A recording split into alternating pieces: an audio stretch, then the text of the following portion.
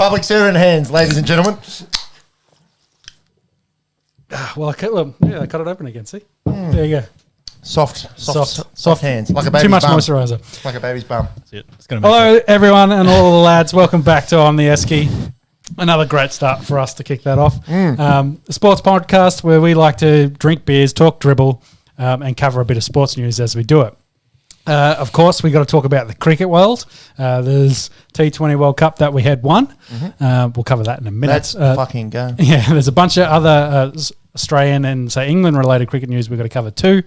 Then we'll have the Week 11 preview in the NFL. We've got NBA news, a bit of international soccer, and there's an upcoming round of EPL as well. AFL Draft, not too far away, and then there's a little bit of UFC boxing news to finish us off, and before we get into F1. And some dick pics. Someone has added there. Who wrote that? Who wrote that? Yeah. We'll get to that. We'll get to that in a minute. As always, there's timestamps down the bottom there for the various sports that we talk about. And of course, if you like this content and would like to follow along, please consider subscribing or dropping us a comment. A like is always useful, and also jump on our Instagram. For some nice little memes from the monks on the end of the table. Peps, of course, is next to me. How you boys doing? How's your week been? Good week for me. University finito for now. So didn't get to watch as much sport as I normally would. But a massive week. We had 4 days of just basking in our own glory, didn't we? Of being the world T20 champs. And then an absolute bombshell today with, said dick pics, but we shall discuss in a second. Mark, how's your week? Yeah, not too bad. Work was busy. Made some money moves this week. Signed a mortgage loan. Woo! So, yeah. You kiss your life away. Yes. Yeah. Talk about commitments. The bank now owns you. That's it. So, yeah. Good times. All right. Yeah. Bit of mortgage chat here on the Esky. That's what we like to fucking get into. Let's shout a beer. Monks, you want to kick us off? Yeah. So I suppose a little bit of sad news today. So I'm going to shout a beer to Roger Federer. Unfortunately, he has decided to pull out of the Australian Open in the new year. He's still recovering from knee surgery that he got last year. Just a little bit niggle. Yes, I'm just going to shout him a beer this week. Hopefully he has a pretty quick recovery after the Australian Open and then can get back on the court and we can finally see him play some good tennis again. How old's Roger? I think he's hit 40 now. Yeah. He's hit the 40, has he? Yeah. I thought he was 39 earlier in the year, so... Yeah, he is 40 as of August this year. There you go. So... 40-year-olds and knee surgery is probably not a great idea for Tom Brady out there. Fucking True, he did do his ACL as well, but but still, for an elite tennis player that doesn't have 5 men trying to protect him all the time and having to run sideline, court to court, well, not court to court, so it is line to line.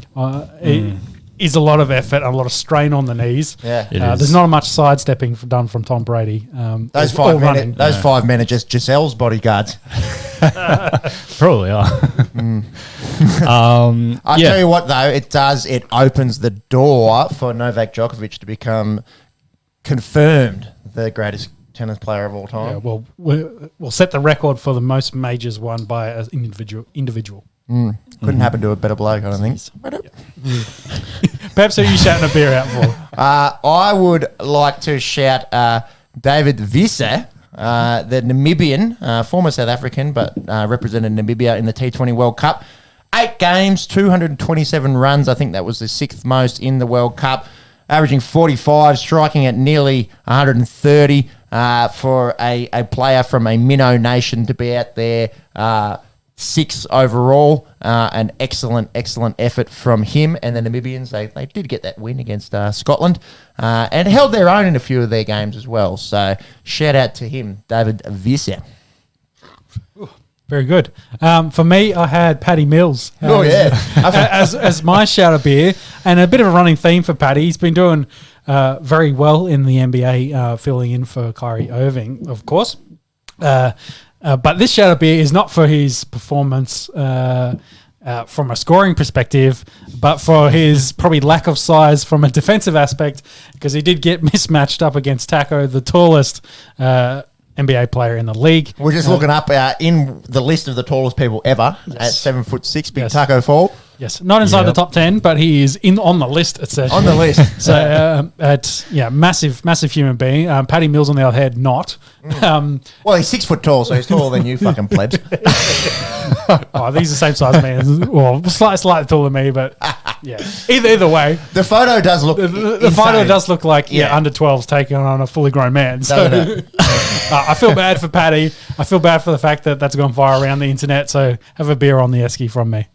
Shout out to Bulla Pat, a frequent recipient of Shout a Beer, we're finding out. Yeah. Australian of the Year as well, Yes. by the way. So that also happened this week. He loves a beer. We'll shout him out. Oh, yeah. We'll throw that in there. Spray of the year. Yeah. Nice job, Paddy. That's next year. I've only gone and done it again. I've carried on from last week. I've gone to Google Paddy Mills and I've typed in Paddy Pills. Jesus, Friday night. Mike's is on the Paddy Pills. Watch out. All right, with that said, Let's move on. I think we've got to get stuck into some sport. And of course, we've got to kick off with the cricket and with the T20 World Cup. Let's fucking with, go. With victors being the Australian team. We backed him in the whole way. We were so confident. Yeah. We were looking at Yeah. the odds. We said we never- $7, put the house on it. We had no doubts. They're always getting out of the group. We were never saying they weren't. So we're T20 champions of the world. Run us through the match, Peps. What happened? Okay, so the New Zealand lost the toss and they lost the game, and that was it. Nothing else to pretty report. much. They had to bat first. There you go. No, in all seriousness, It was a good. They scored like a on-par score for the pitches they've been playing on throughout the tournament. yeah, it was 170 odd, and it was all off the back of Kane Williamson, an absolute inspired captain's knock there. 85, half of their runs. He did get dropped by Josh Hazlewood on about 20 odd. And the top order for Kiwis very explosive with Martin Guptill and Daryl Mitchell. Neither of them really got going. Mitchell out early, which was big, a bit of a breakout tournament for him. And Guptill, he chewed up a lot of balls, unlike him. I think he was striking at 80 odd. So a good job from our frontline quicks to pin him down. Poor Mitch Stark went for 60 off his 4, just using the pace a little bit there. But Hazlewood, very, very good, 3 for 16. An unreal tournament for him. I think I saw a stat I think he's ranked in the top 6 in the world at the moment for all 3 formats. I believe I screenshotted it. Let's have a look. Ranked number 2 in ODIs. Yep. Ranked number 4 in Test cricket. Ranked number 6 in T20 international cricket. So an absolute elite at the moment. Yeah.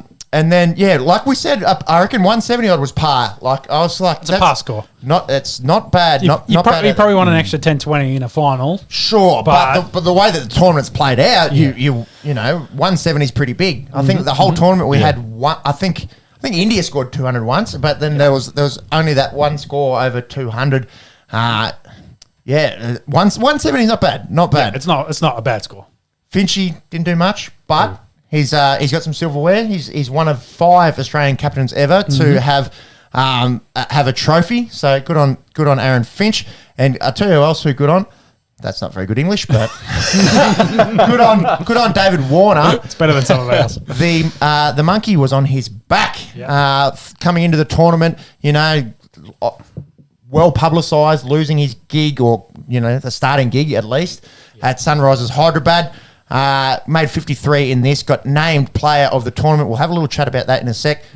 Candy Warner, I think, was quick to get on social media saying, out of form and this and that, and everyone hating him, and he stood up. Can't get a gig, can't get a match in the IPL, and then man of the tournament. So. Man of the tournament and a World Cup winner. Yep. So suck on these nuts, if you will. And I tell you who else, Mitch Marsh. Where the haters at? Yeah. Where the haters at? Had all the form leading into it. And then just kept Unbelievable going, form. Moving to 3 really suited him. I think, I don't want to say covered, but really, he did kind of cover for, say, Maxwell, who had a bit of a quiet tournament after him coming off the IPL of being really well. So, in that regard, you're really happy that Marsh did his job, and especially coming in at 3 with Finchy also struggling a little bit through this tournament. Really helped us. Well, considering Australia's World Cup champs, and Maxi didn't do much, and Finchy didn't do much, and Smitty didn't do much. Nope. It was really, from a batting perspective, off the back of Mitch Marsh, Dave Warner, and the Stein. Yeah. And that obviously that Matthew Wade innings was pretty good in the semi-final to get us there. But massive tournament for Dave Warner, massive tournament for Mitch Marsh, the Bison. Boys, do we feel bad for the Kiwis is what I wanted to ask you. Lost 2015 ODI World Cup to us. Lost the T20 World Cup, obviously, last week. Lost the 2019 ODI World Cup on absolute bullshit. Yeah, they can't more fours in an innings. Come on, this is the most English fucking sanctioned cheating I've ever seen in my life. Do we feel bad for them? They seem like a bunch of good blokes. They are the world test champions. They're bridesmaids never the bride at this point. They always finish second. I think your point there of, you know, as close rivals and brothers in arms, fuck them, because they always beat us in the rugby union. They've got the All Blacks have been undefeated. Well, they're not undefeated, but they haven't lost the Bloodless Cup for about 20 years. Yeah, I was going to say, and they probably have a 90% win percentage against us in the last 20 to 30 years as well. So obviously big rugby fans here. Yeah, exactly. And we're just like, well, for that reason, fuck them. Killed that sport for us. I'm gonna tend to agree with you. Rugby union, for a lot of reasons, has sort of waned in interest for yours truly. But yeah, the All Blacks' dominance of that sport is definitely a part of the factor there. Every year they go up, and you just know that the All Blacks are going to win the Bledisloe Cup. So yeah, I agree. Fuck them. It's a World Cup final. You back us in. Yeah, that's it. I mean, yeah, even to that point, you mentioned the Test World Champions. They're number one ranked in Test, number one ranked in ODIs, fourth ranked in T20 cricket. If they can't win the World Comp, then fuck them. Jeez, we've come down hard here. Yeah, there's a harder approach than I was willing to take. The gloating from the Australians. Yeah. You got to take it when you can. Considering we're big side outsiders, like in all seriousness, to our Kiwi brothers, our friends across the Dutch. For a country of 4.5 million people, let's say, to be consistently performing on the world stage in these big tournaments, hats off to them. Pretty likable bunch, I think, with Williamson at the helm. But yeah, just struggling, I suppose, to win these big games. David Warner, player of the tournament. Marks, if you wouldn't mind just bringing up to the screen the top run scorers. Babar Azam was the top run scorer in the tournament. A little bit of chat around maybe he should have been player of the tournament. I don't mind going with Warner. So Azam had 303 runs from 6 knocks, averaging 60. Warner, 289 runs from 7 knocks, so one more there, averaging 48, but striking at 147, and he's in the winning side. So I think that's got to play into your considerations, doesn't it? Oh, definitely. I think, winning side, definitely. I was potentially thinking that, and we'll go back to Mitch Marsh and his tournament that he's had. 185 runs at 61, so striking at 147. So 61 was probably the important part, but he also played, batted less innings than Warner did. One, or was it 2? One less. No, 2 less. 2 less innings. One. He had 5. He played 6 matches to Warner's 7. But excuse me. 2 less innings, of course. Averaging 60s, that's another 120 runs. He's actually. We're alluding. So I think from what he's done, he was integral sure. But for someone that played the entire tournament, and look at Marsh, he's 12th highest run scorer in the tournament. You can't make him the player of the tournament, although he did have an excellent tournament. Yeah. And shout out to Mohamed Rizwan as well, up there, 281 runs at 70, and Joss Butler, 269, averaging nearly 90. Only dismissed 3 times. He is up there with one of the best white ball cricketers in the world at the moment, if not the best. I think it's fair. Winning side. From a batsman, winning side. He played, of course, the whole tournament, batted well throughout. Potentially 350s. Potentially, was there any bowlers that could have entered that chat, that conversation? Much, if you wouldn't mind bringing up the stats there. I think Hazelwood had a really, really good tournament. I was very impressed with Shaheen Shah Afridi, the Pakistani quick. We did comment on him looking about 30 years older than his than he's listed as, but he was very impressive. So Hazelwood there with 11 wickets at 15.9. Zampa had 13. So Zampa had more. Economy 5.8 Yep. for Zampa. Well, that 5 for 19 also very juicy. What about De Silva? De Yeah, Silva, yeah. 16 wickets, 9.75 average, although Sri Lanka did have to come through. So 3 of those games against our, Yes. cricketing powerhouses in Oman and Papua New Guinea and whoever else they were playing against. Fucking Tuggeranong 4th grade. I don't think any of the bowlers put their hand up to be player of the tournament. Fair enough. I'll say. I'll back in the Bull. I'll back in the Reverend After David all that, Warner. I agree with you. That's good. I'd say David Warner's a fair shout. So we mentioned Shaheen Shah Afridi. Did mention Daryl Mitchell before, but a really good tournament for him. I think going into this, I think he had about 4 or 5 T20 internationals under his belt. Showed that he can hit a ball. I tell you else who can hit a ball, Asif Ali. No big scores, but 2 games where he just went absolutely mental in the middle order for Pakistan. And shout out to Charif Asalanka from Sri Lanka. Had a really good tournament. So some players to watch there moving forward. Yep. Yeah, I agree.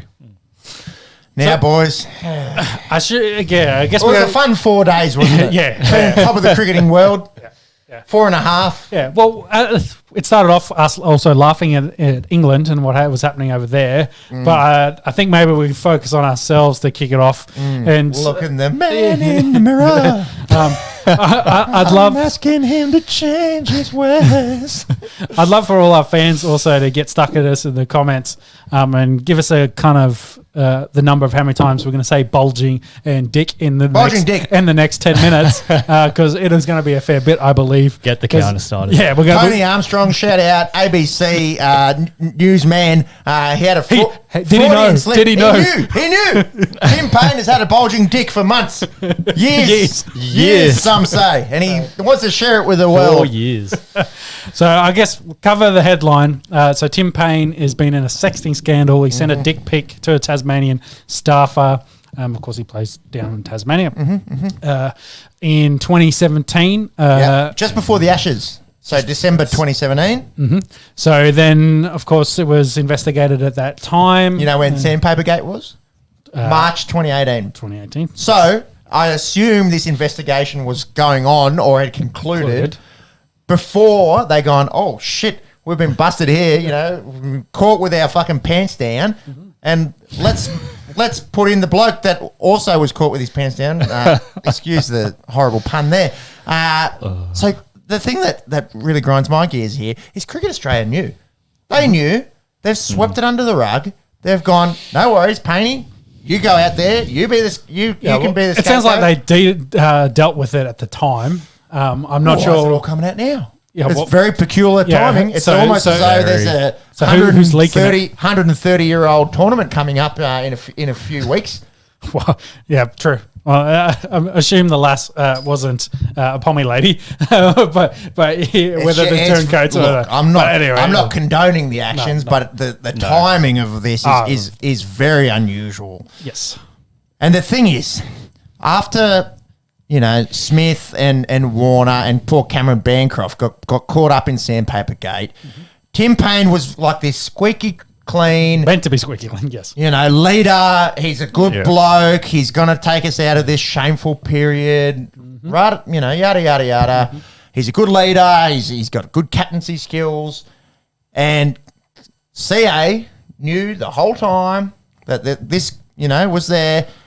And you know what, boys? I feel bad. I feel bad that Payne's going to go out like this. You know what I feel worse about? The fucking Barmy Army and the English media are going to be absolutely... Peps, give us a bulging disc chant for all the lads. We don't want to give the Barmy Army any ideas. We probably don't need to. They've already got 10. Bulging dick. What rhymes with dick, leg, 6? 6 nearly, though. 6. I'll let you stew on that for a bit. Give me 2 minutes. I'll come up with something there. But go, Max. Yeah, no, just the timing of it is all just very, very suspect. So it was broken by News Corp. It wasn't. we don't really know where this information's come from yet. We don't know if it was from the staffer herself or Club if or it's someone working at the club. Yeah. Someone behind the scenes at Cricket Australia. Like, could have been anyone, really. Yeah. And yeah, I don't know. Just I suppose it just poses a question. Like, obviously, organisations do have all this history and stuff. Like, well, I think in all sort of circumstances. Like, how does Cricket Australia? There's a HR. How do they move forward from? There's HR departments for this very reason, to deal with these sorts of things and to hopefully come to a resolution for both parties. It sounds like that happened and they were happy with it, and it was in the past. That's why I'm assuming Cricket Australia was like, that's all happened. It's in the past. We don't need to worry about it. We'll move forward. Tim Payne's good to go as Australian captain. But yeah, obviously, well, so I suppose at the time as well, like, don't forget what you tweet. True. I suppose at the time as well, like, if Cricket Australia doesn't pick Tim Payne back in 2018 as captain, then what kind of questions are you asking then as well? Like, it's yeah. Yeah, well, it's you lose if you do, you lose if you don't, sort of thing. You got to run the risk.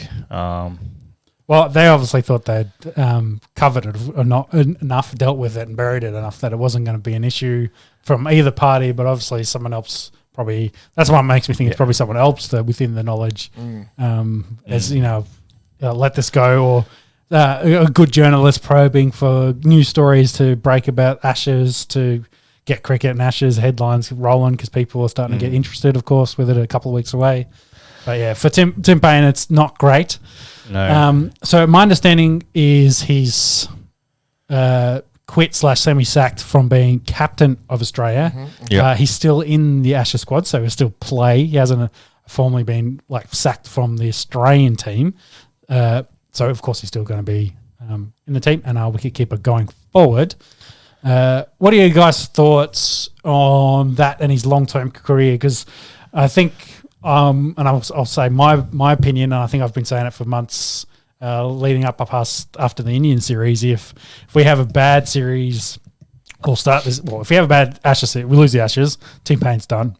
I think if we win, but that's maybe a big series, I thought Tim Payne, I think we had to do well because I think Tim Payne, they were looking potentially to move him on because they've got Cummins coming through, Labuschagne, whoever they want as the next Australian captain. Tim Payne's always kind of been the placeholder until someone else could sort of, like even Stephen Smith could get thrown back into that mix, of course.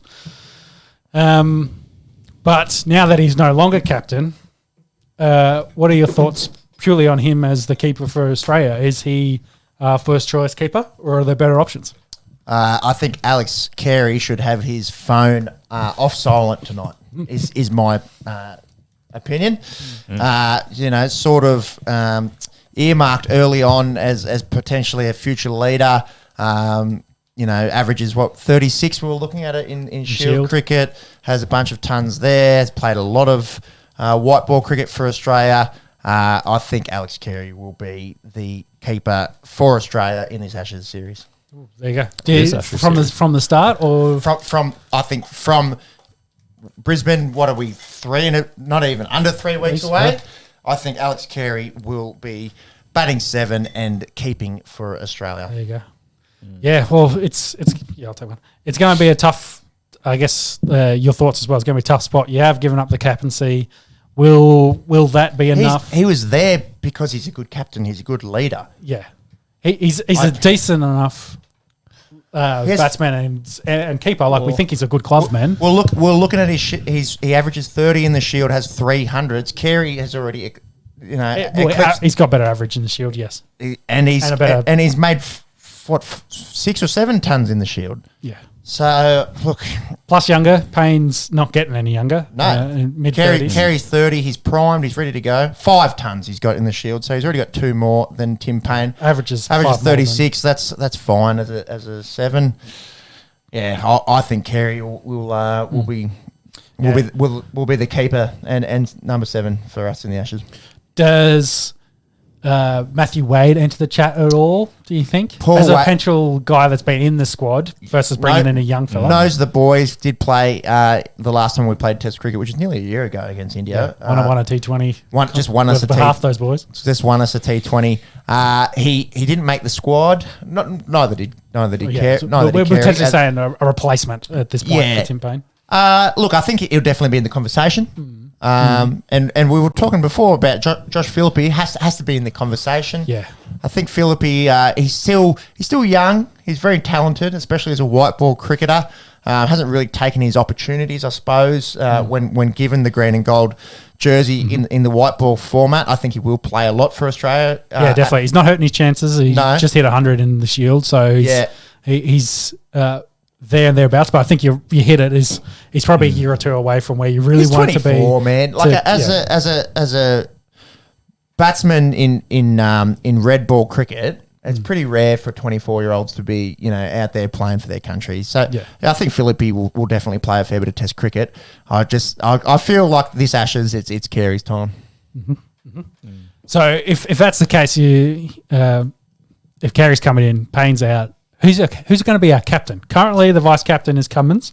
I think it'll be Pat Cummins. Yeah, Do you think they'll do it? The first fast bowler since the 1930s. Well, I think it's first fast bowler. The only other bowler was the spinner, because remember we looked this up. I think we did look it up. I think there was a fast bowler. There was one. There's not many, but it's if you wouldn't mind, the last it's fast almost bowler, 100 years. Like it's a lot of history. It's a lot of history. I think Cummins is the vice captain. He's he's the incumbent, I suppose. It should be Pat Cummins. Yeah. Would you say, though, in dire circumstances, 3 weeks out from the Ashes, you turn to a guy that has been captain in the past and still wants it? Yeah, he's been blacklisted. We've spoken about it before on the Esky. Sandpapergate was a massive thing here. The own Australia's media turning on the Australian cricket team and probably deservedly. It's not what we represent, and they broke that. Mind you, we were playing against a bunch of cough lolly cheats in the South Africans, but but the Australian the general consensus and the casuals don't get that context. They see Australian cheating. That's not how we play sport. That's right. It's un-Australian. Exactly. Un-Australian. Not many of them have that accent, actually. No. It tends to be white-collared, well-educated in things other than cricket that tend to have the loudest opinions when it comes to cheating and bringing the game into disrepute. I think Steve Smith is blacklisted from being captain personally. Maybe Cummins is the captain. He does the press conferences. He faces the media. He gets. Yeah, well, we've got two guys behind the stumps that are. Well, if Tim Payne's in the squad, which you're saying he's not going to be, which is highly doubtful. But you've still got. Steve Smith Warner's got plenty of experience. Yep. Maybe Cummins is the captain, but in terms of setting fields and some strategy, maybe it's a bit especially when Cummins is doing his spell and exactly he's in his bowling. Yeah, I think maybe it might be a team effort in terms of that. But my picks. Cummins is captain at the Gabba, and Alex Carey is behind the stumps. Yep. The only dark horse, I think, and we've talked about this in the past, is probably Loose Bus Change as a potential. If it's not going to be a bowler and you're going to pick a batsman, and like you said, you've blacklisted probably half the batsmen for their involvement in Sandpapergate, and all the other batsmen are probably too young and haven't played enough high-level cricket as a comparison to Labuschagne. He's got to be your first-choice batsman, captain. By all accounts, a cricket nerd, so if they want to go that way, potentially... but it sounds like Cummins is being groomed to be the next Australian captain for quite a while. He's been getting the New South Wales gig as well when he's there playing in the Shield cricket. So I probably agree with you on that. So did you find the last fast bowler to be captain? Probably gonna have to go through some names. You're going to have to scroll a lot further back. Look, Watto captain one test, but he's not a fast bowler. No, he could bowl, reasonable meds, but batsman first as well. Exactly, he's a batting all-rounder. So that's an absolute technicality there. So keep going. A long way. Ian Chappell, keep going. Bill Laurie, keep going. Neil Harvey, Richie Beno, keep going. Keep going. Rishi could turn it, but I think he's He's a spinner. a fast bowler. Oh, quick! There's a few of the names back here that I can't even recognise. And that's probably a good enough answer for this question. That it's been a long time since a bowler has been Australian captain. But before we get talking about, So we're in the 1920s. yeah, I told you it's probably around 100 years. So Oh, that guy rings a bell. Herbie Collins. yes, that's Nah, probably, all-rounder. They're all-rounder, they reckon.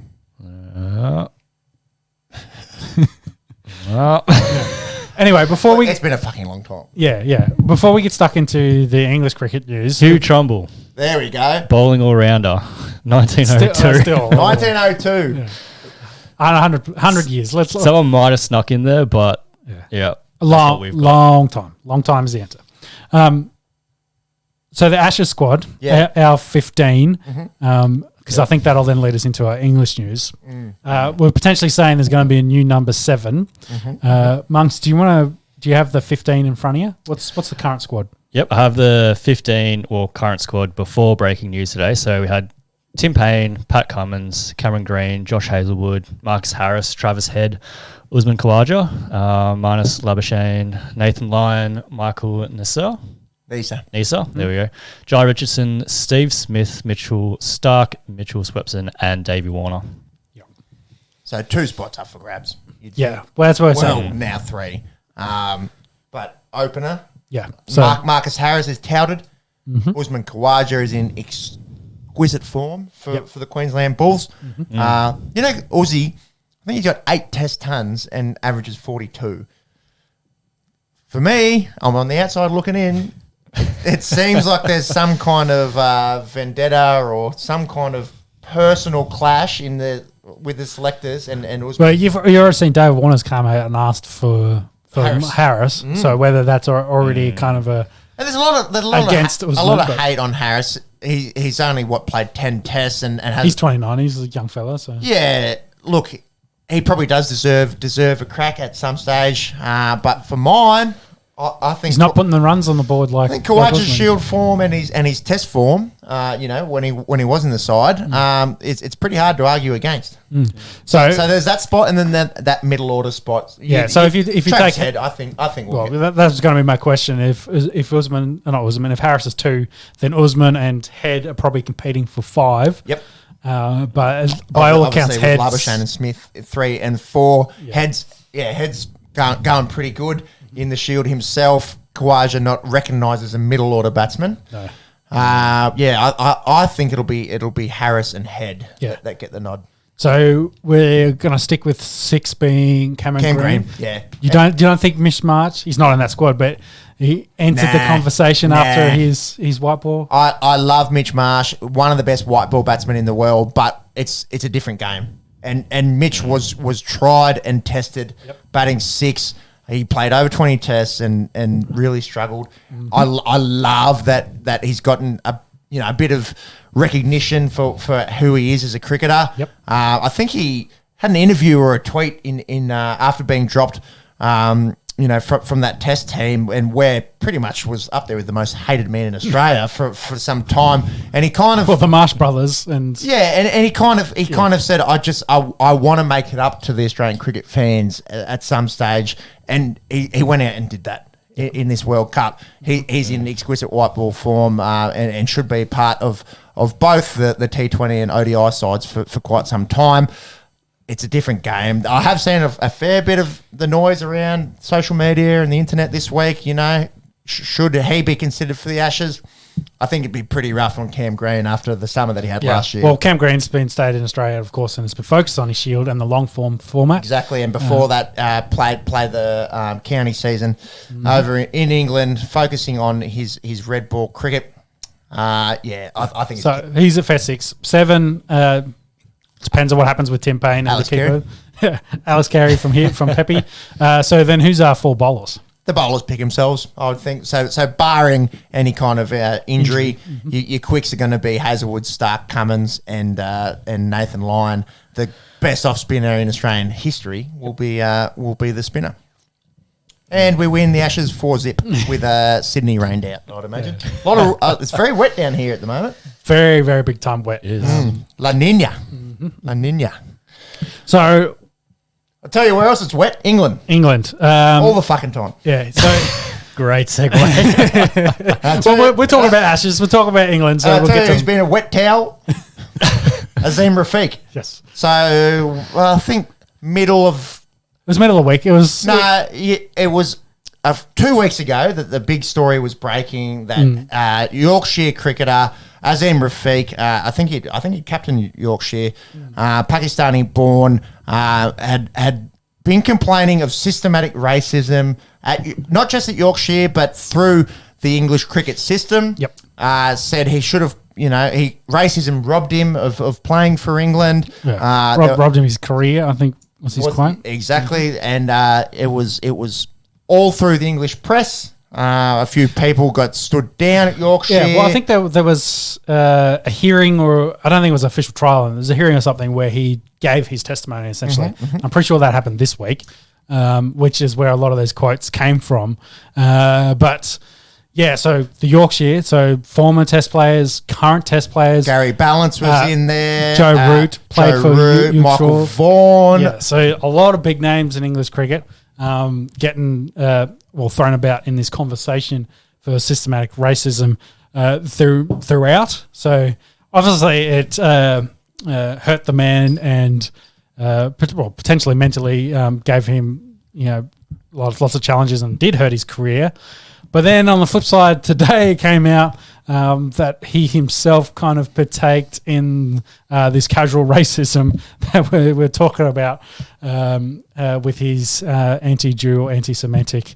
I think it ended up being like Instagram DMs or something. It was Twitter, I think. Or it was some WhatsApp. I think it was within teammates as well that at Yorkshire. But yeah, very much getting using Jewish stereotypes and getting stuck into. He was 19.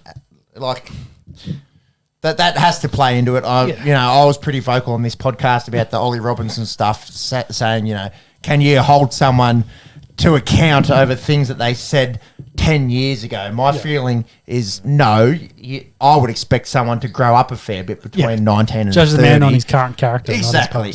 However, the caveat being, if you've cried systematic racism and been vocal, and people they've swung the axe, and Yorkshire lost a lot of money through fines, punishments for, and that's fine. We need to move forward, but you'd probably want to have a pretty fucking squeaky clean record yourself. And the other thing is, delete that shit off social media. Everyone gets found out. I need to go back over the fucking Facebook things that I did in 2008. It would probably be like January 22, 2008. I'm bored. Lol. Just garbage, just garbage. But in all seriousness, I don't know. It's very easy. It's very easy for us to have a laugh and go, oh, look at this fucking peanut. He's cried. He's played the racism card, and he doesn't have a squeaky clean record himself. Obviously, it's more complex than that. There's more nuance. It doesn't mean that racism hasn't happened, and we should ignore it. Of course. Yeah, I think it's more of the the English cricket, and especially, of course, for the county and for Yorkshire. There's definitely been. You look at the tradition and the history of cricket, and we're kind of the type of players that had played cricket for a very long time in class, that there is a sentiment there that needs to be broken down. The old boys club needs to be broken down as well. Sure. So, look. And that culture will transcend errors, of course, but you don't want it to be the focal point of whatever it is going forward. And Rafiq did claim that he was on the brink of suicide. So, you don't want people feeling like that. Is the take home message? Definitely not. But where also, where does it go the other way? In the light-hearted kind of banter, if you will. We're three Australians here of three different ethnicities. Yeah, and as friends, you might have a little laugh. But if it gets to the point where someone's depressed, or obviously there's a line there. But it's sad. It's kind of funny, like in a way that this has all kind of come out. Yeah, the way it's played out over the last week has ended up probably devaluing the story in what it should have potentially been, and as a potential focal point for change within cricket, within the English cricket, than what it's probably going to be because of it. So we'll see what happens, I guess. Yeah. What do you think that means for the guys that were current players potentially caught up in this? Water for ducks back, I'd imagine. Like the stuff with Root was I think he was there, but he hadn't really come under fire. I think a lot of it was sort of a Gary balance. What I'd heard as well, that was not that. Joe Root kind of denied, like, hey, I never saw any of this. But then on the other side, have said, well, you were in the room, in the dressing rooms, you're around these. There's no way you could not have been, or have seen, or at least heard some of this. So, there's a little bit of involvement there, but I think they'll come away without too many issues. And Tim Payne's done them a soul, and he's gone, hold my beer, let me sort out this news headline. let me get some controversy. Yeah, let me get this bulging dick out, and then we'll sort it for you. So. Going back, I couldn't come up with a Barmy Army jingle, but I did Google Barmy Army jingles. We got to fucking step up our game. They have got some elite jingles. If it's Mitchell Johnson, he bowls to the left, he bowls to the right, he's fucking shite. Just little shit like that. Get your shit stars off our flag. That shit's pretty funny. Look, I can't wait to tune in, because first session they're going to get, if Tim Payne plays, of course they'll get stuck. Of course there will be. Of course there will be. But as well, if you live on a little island where it just rains all the time and is miserable, you've got plenty of time to come. Exactly. You can sit down there. Aussies are out surfing and fucking getting out in the great outdoors. Winning T20 World Cups, fucking swinging bulging dicks around, and Poms are there. Writing little jingles, I guess. So it is what it is.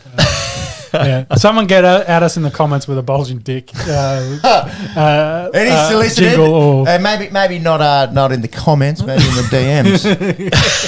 Mate, can we go through England's fucking squad? Jeez, we're only 40 minutes in, and it's bedlam here on the Esky tonight. It is. All right. English squad is the captain. Yep. Still on form. Hasn't had to step down captain for his role, but anyway. No bulging dicks just yet. No, still got a few more weeks before the Ashes start. If any bloke needs to have a bulging dick, it's a guy with the Root as the last name. Yeah, Quinton de Kock perhaps comes to mind. Nirashan Dick Weller. We're getting a bit jolly. Let's keep going. Marks, finish off this squad. I haven't even started. So after Root, we've got Jimmy Anderson, Johnny Bairstow, Dom Bess, Stuart Broad, Rory Burns, Josh Butler, Zach Crawley, Hasib Hamid, Dan Lawrence. We've got Jack Leach, David Milan, Craig Overton, Ollie Pope, Ollie Robinson, David Stokes, Chris Wokes, and Mark Wood. David Stokes? Did I say David Stokes? Ben Stokes. Ben Stokes. You were looking at David Milan, I guess. Yeah, I suppose so. Look, pretty. It's a solid squad. It's a pretty solid squad. A lot of these guys, the big knock on a lot of these guys, Jimmy Anderson, he doesn't get wickets in Australia. He's only good when the ball's hooping around in England.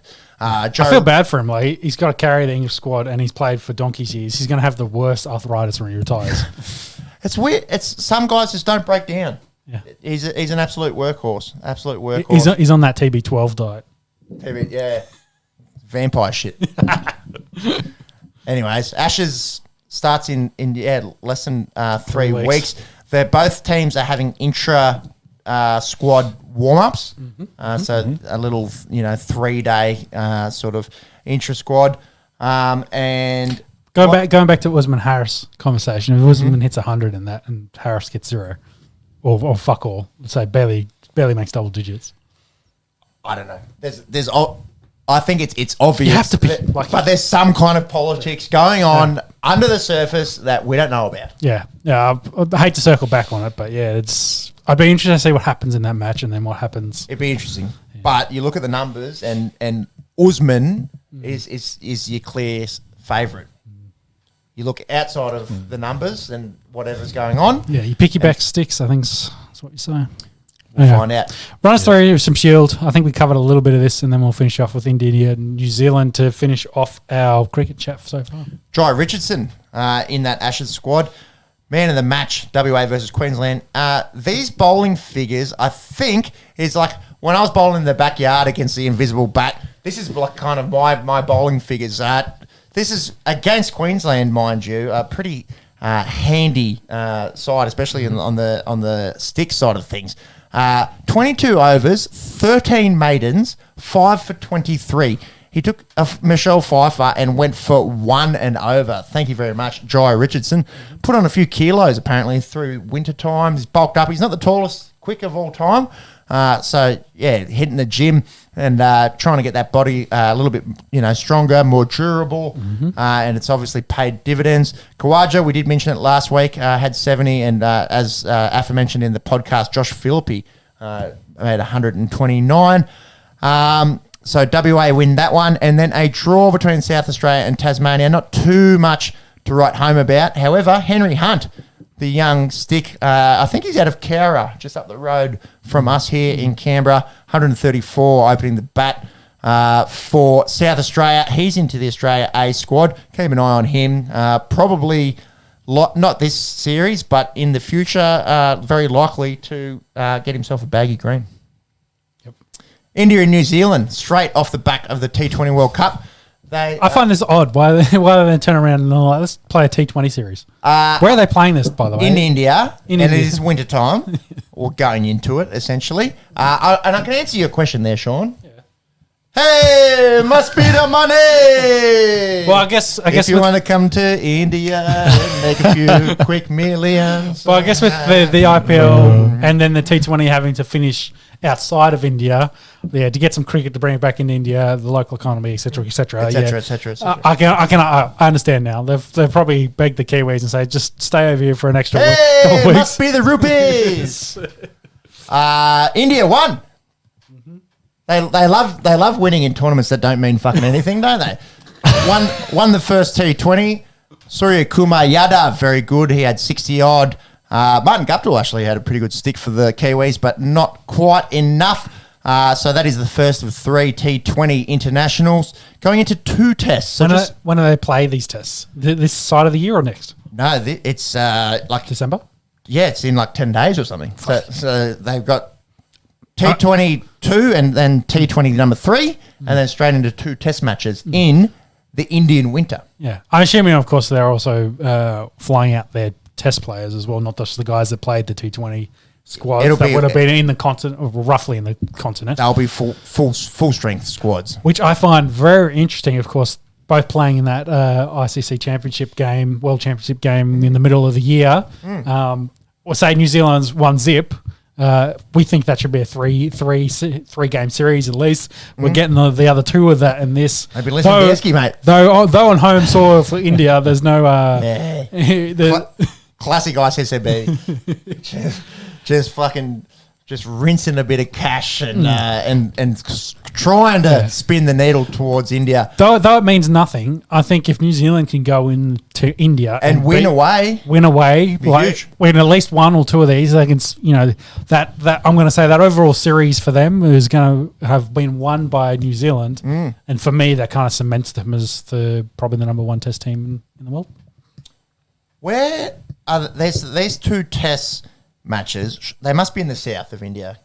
I'm no meteorologist in Indian expertise, but I can't imagine that in the north of India at this time of the year it would be very beneficial to be playing Test cricket.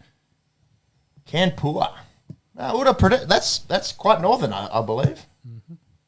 There you go, Kanpur. That's the first one. Just getting a little Indian geography sesh here. Yeah, we'll have to see. And I guess that finishes our cricket chat for this week. Yeah, I think Bangladesh is playing Pakistan, but that's about it.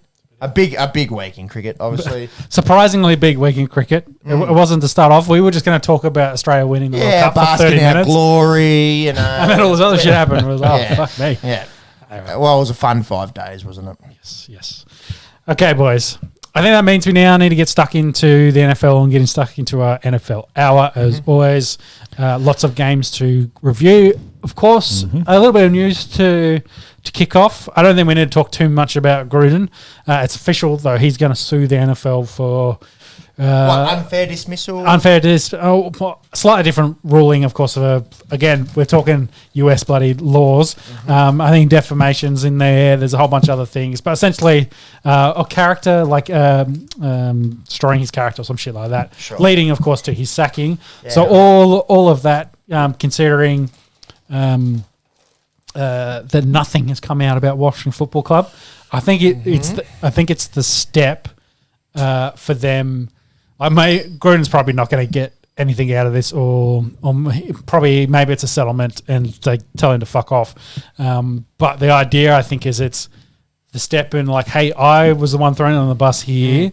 I didn't send 650,000 emails. Yeah, that's right. There's probably a fuckload of emails for other stuff that needs to be addressed. Sounds like all the women involved in their side of this are not happy, and they want a lot of that out there. So I think Gruden's doing them kind of a solid of like keeping this in the media. Going to have to take this to court. Potentially, they're going to have to disclose a lot of that stuff as part of that case to get an answer. I don't know what the NFL is going to do with this. Of course, they've got all the power and all the money in the world. So Gruden's definitely got a big fight in his hands. Of course, not condoning his sentiments and what he said. No. He definitely was fairly dealt with. Yeah. Just maybe in the way it all came out and how he was dealt with. Possibly scapegoated. Yes. So just delete your emails. Exactly. Just delete your tweets. In the middle of nothing. Shout out to DMA's. A much better singing voice than yours truly. But it seems to be a fucking common theme, doesn't it? Yes. Maybe yet just don't say anything. Yeah. Might have to delete these podcasts. Well, if it's in writing, it's probably there for a very, very long time. You put it on the internet, anyone's going to find it. Yeah. So that, as a general rule, that holds pretty true. That's the most American storyline that I think we've seen in quite some time, isn't it? Oh, big time. Sue. It's just someone sue someone. That's right. You stepped on my toe. Let's go to court. I'm fucking suing you. You cut me off in traffic. Let's go. I'm suing you. Well, we might have to talk about Matt Ryan and toes in a minute, but from last week there was all my fetishes and toes.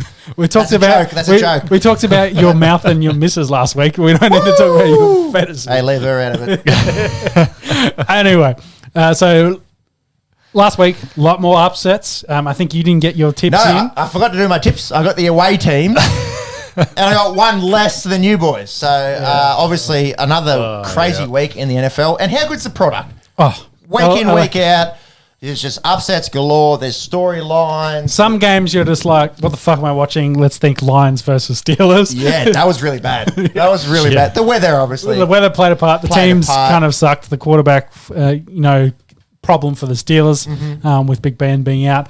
But in the end, it was still a close game. Went to the wire, went to overtime, ended up in a draw. And which probably fitting. The Lions won't go 0-17. No, they won't. They won't lose every game. They might not win a game, but they won't lose every game. No, I'm confident they win. They'll get off that donut. They're probably the best team in the NFL at the moment that doesn't have a win. Yes, they are. Got it. All right, sweet. I got it. So who lost? What were the upsets? Bucks. 49ers being Rams. 49ers Rams. That was a big one. Vikings Chargers was a big one. Panthers Cardinals was massive. Eagles and Broncos were about even money. Yeah. So there's four big upsets right there. Maybe not quite as big as week 9 the week before. Still a fair few. A punter's nightmare at the moment, isn't it? Yeah, well, I've taken that into consideration for my tips this week. I was like, let's pick some upsets. Go some wild ones? Go some wild ones. This is worth it. Let's see what happens. All right, speaking of this week, let's get cracking into the week in the NFL. We did have the Pats and Falcons today. I was working like a dog, didn't catch too much of it. Rematch, I should say, of Super Bowl 51. And much like Super Bowl 51... they gave Pat's got the cookies. Well, and the Falcons gave up 25 points with no scores for Unanswered unanswered points. yeah. So rinse and repeat. They've scored 3 points in the last 2 games and had 68 put on them. So yeah, they're struggling. They're offensively. looking bad. Calvin Ridley being out hurts, but no Cordero Patterson today. Big time hurt them. Mike Davis came out after Fort, really. They brought out one of their other running backs. He's been a non-factor, hasn't he, Mike big Davis? time non-factor. After a really interesting... but I think the offensive line is garbage. Like Matt Ryan was knocked down 9 times, 4 sacks, had the injured toe, as I alluded to before. Yep. Played really the second half hurt before he gave way to Rosen to finish up. Before he gave way to Franks, they finished their Philippe Franks? Philippe Franks. Never heard of him. 1 pass, 1 intercept. Frank the Tank. He'll probably never play again. Josh Rosen, he played 1 pass, then followed it up with a pick 6, which sealed the game. I don't think he's got many chances either. Patriots defense, full credit, have been very, very good throughout the year. Elite fantasy points today. Yeah, it's good playing against them in fantasy, wasn't it? Especially after we jigged the rules to get a few more points for the defense in our particular league. 33 points for the Pats defense. Shout out Tom Paget if you're listening. Mac Jones, he's looking like a quarterback. We better talk about flip side. Besides that defense, which has looked really, really good of late, especially got all their starters back. Their offense, not with a really big name receiver threat. The tight ends as well. Kendrick Bourne, Jacoby Myers, Henry Hunt as well for them. So they don't have a huge names, but Mac Jones just does what he needs to do, gets the job done. He did have rookie moments in this, but hey, still looking good. He's won 7 matches, and I think we're saying before leads. It doesn't lead all rookies. He's got more wins than all the other rookies combined from their starts. Yeah. So Trevor Lawrence has got 2. Zach Wilson had 1 before he got hurt. Justin Fields, we think, has 2. 2-ish. I think that's the 5. I think Andy Dalton was their first winner. I think Trey Lance doesn't have a win as a starter. Nope. And Texans. And Miles hasn't got a win for them because I think they had their first win with week 1 with Trevor, didn't with Tyler. Sorry, not Trevor. Yes, Tyler. Taylor. It's going back a bit since that last Texans win. I fucking had to. Yeah, it was week 1. Rack the back of my brain there. There's not much going on back there. Too much. Not much in the front either. Anyways, Pat's dominant winners. They go to 7-5 now. 7-4. 4, because I think they've had their bye. Week 11, so 7-4. 7-4, no bye for them. Yeah, that's right. 7-4. Why are we doubting ourselves? Quick math on the Esky. 7-4. The Patriots are 7-4. Look out. Going to the playoffs, baby. Bill Belichick. Good. Well, Bills are their main competition. We'll get to them in a minute when we talk about their Colts and they're currently 6-3. I still think the Bills are a better football team overall. But maybe we got to stop sleeping on these Patriots. Absolutely fucking us the Cleveland Browns last weekend and this weekend against the Falcons. So the Pats, their defense, they're getting up 7 points in 2 games. Well, I think people kind of maybe slept on this team last year, of course, playing poorly. Not as well as they were, but half their defense, sitting out with COVID. Yeah, and they haven't got, and give Mac Jones some credit as well. But they've done, even with the rookie, they've put that offense together for his skill set. So big credit to the coaching staff, Bill and Josh over there for putting that together to get them to win games, playing really good defense.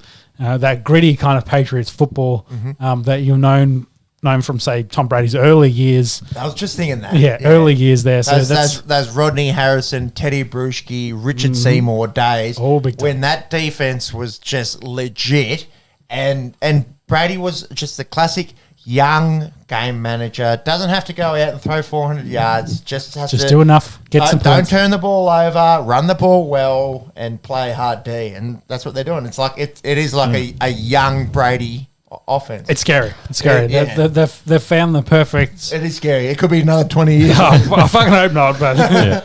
Well, we were talking about it last week, and I think I saw it on socials today as well. Like Brady's first 10 starts, Mac Jones' first 10 starts, almost identical. In fact, Mac's probably got a couple of stats on Brady. yeah. It's like, yeah.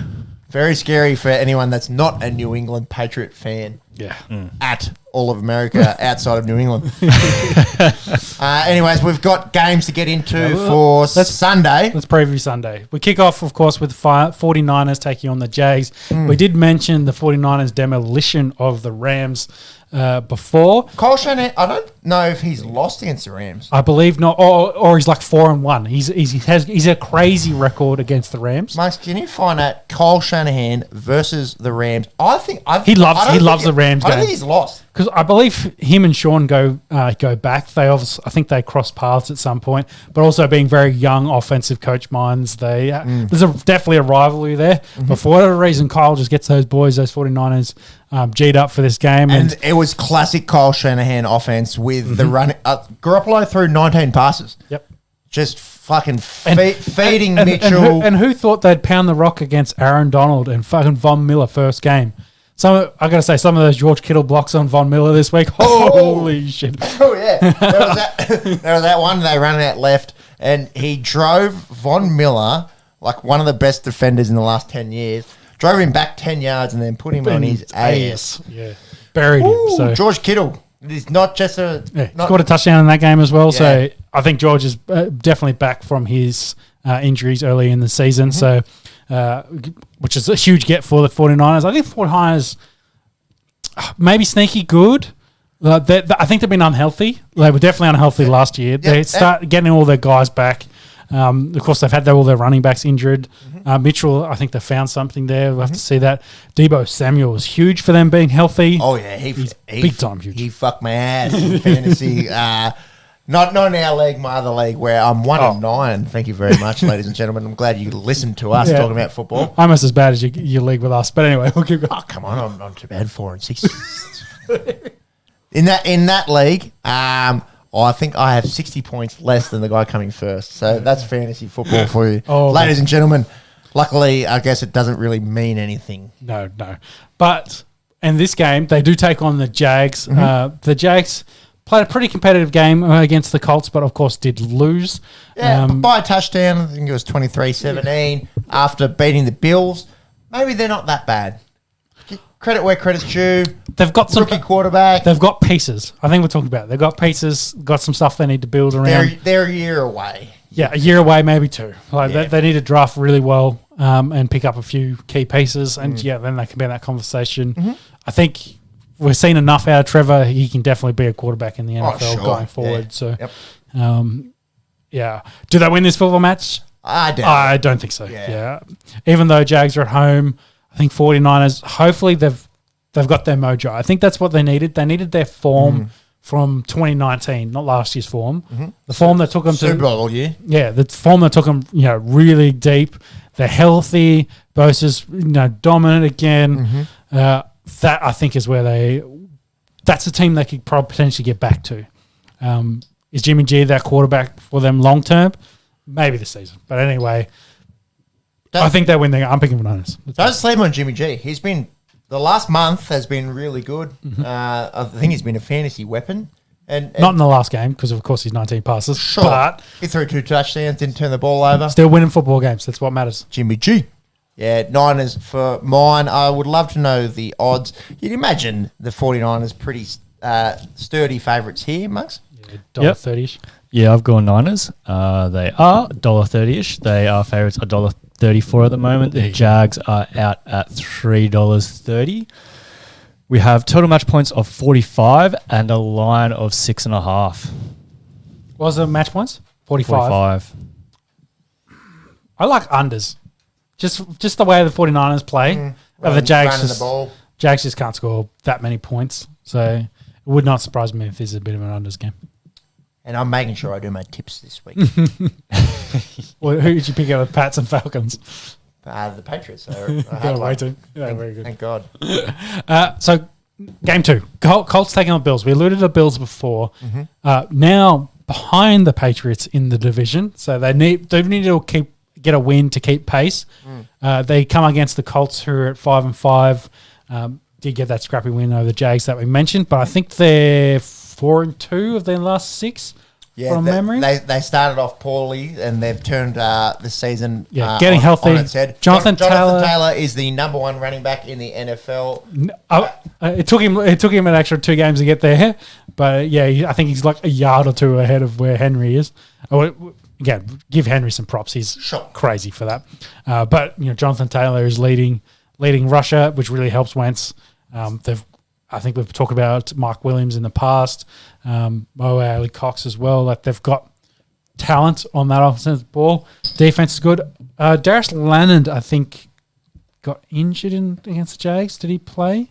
I think he played. Monks, if you wouldn't mind, Darius Leonard. Maybe I'm thinking he got injured the week before. Anyway, good defense. Do I think it matters against the Bills? I think it does. The Bills have been.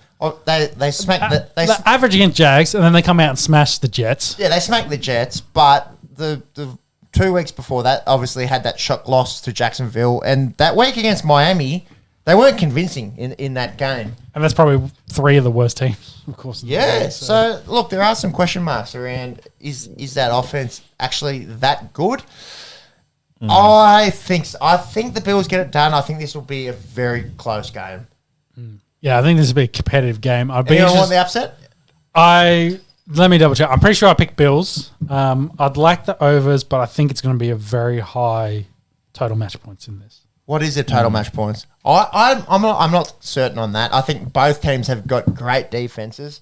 The Colts defense has really stepped up of late, and the Bills I think is the number one fantasy defense at least, if not the overall best ranked defense in the league this year. It's Muggy. Monks? So Darius Leonard is limited practice at the moment. He's practicing, so that's can't be too serious. Yeah. No. I've gone Bills. The bookies might know something that we don't. They are heavy favourites $1.29. The Colts are out at $3.64. Total match points of 50 and a line of 7. I don't mind the 50. I don't like that. I think the Bills will put up 30 teams, plus. Both teams can score, but also have great defenses. It's in Buffalo though. I'm just trying to think. It's not super. It's getting colder. It will be. It'll be cold, but it's cold in You guys see the Packers game last week? Yeah. Well, true. Cold. Dump and snow, November. Yeah. Well, that's probably the weather. If it's very cold and any precipitation of any kind, which includes snow, definitely big time unders.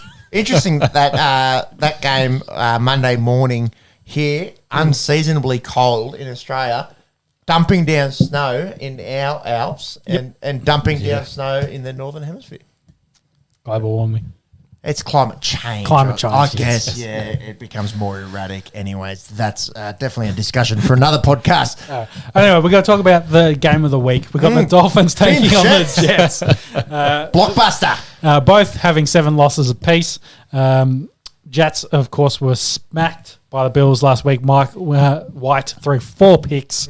So remember how he's saying I should have been number 1 pick? Yeah. And there's a lot of memes saying, no, you should have been number 4 pick. Pick 4 picks. Picks there were 4. He did get replaced by Flacco, and then Flacco, I think, is going to start this game against the Dolphins. I do like some of the talent on the Jets, but I think like the Jags, they're another team that needs draft well a couple good additions to get there. Dolphins, on the other hand, their Tua, I believe, is going to be the starter after coming in for a relief.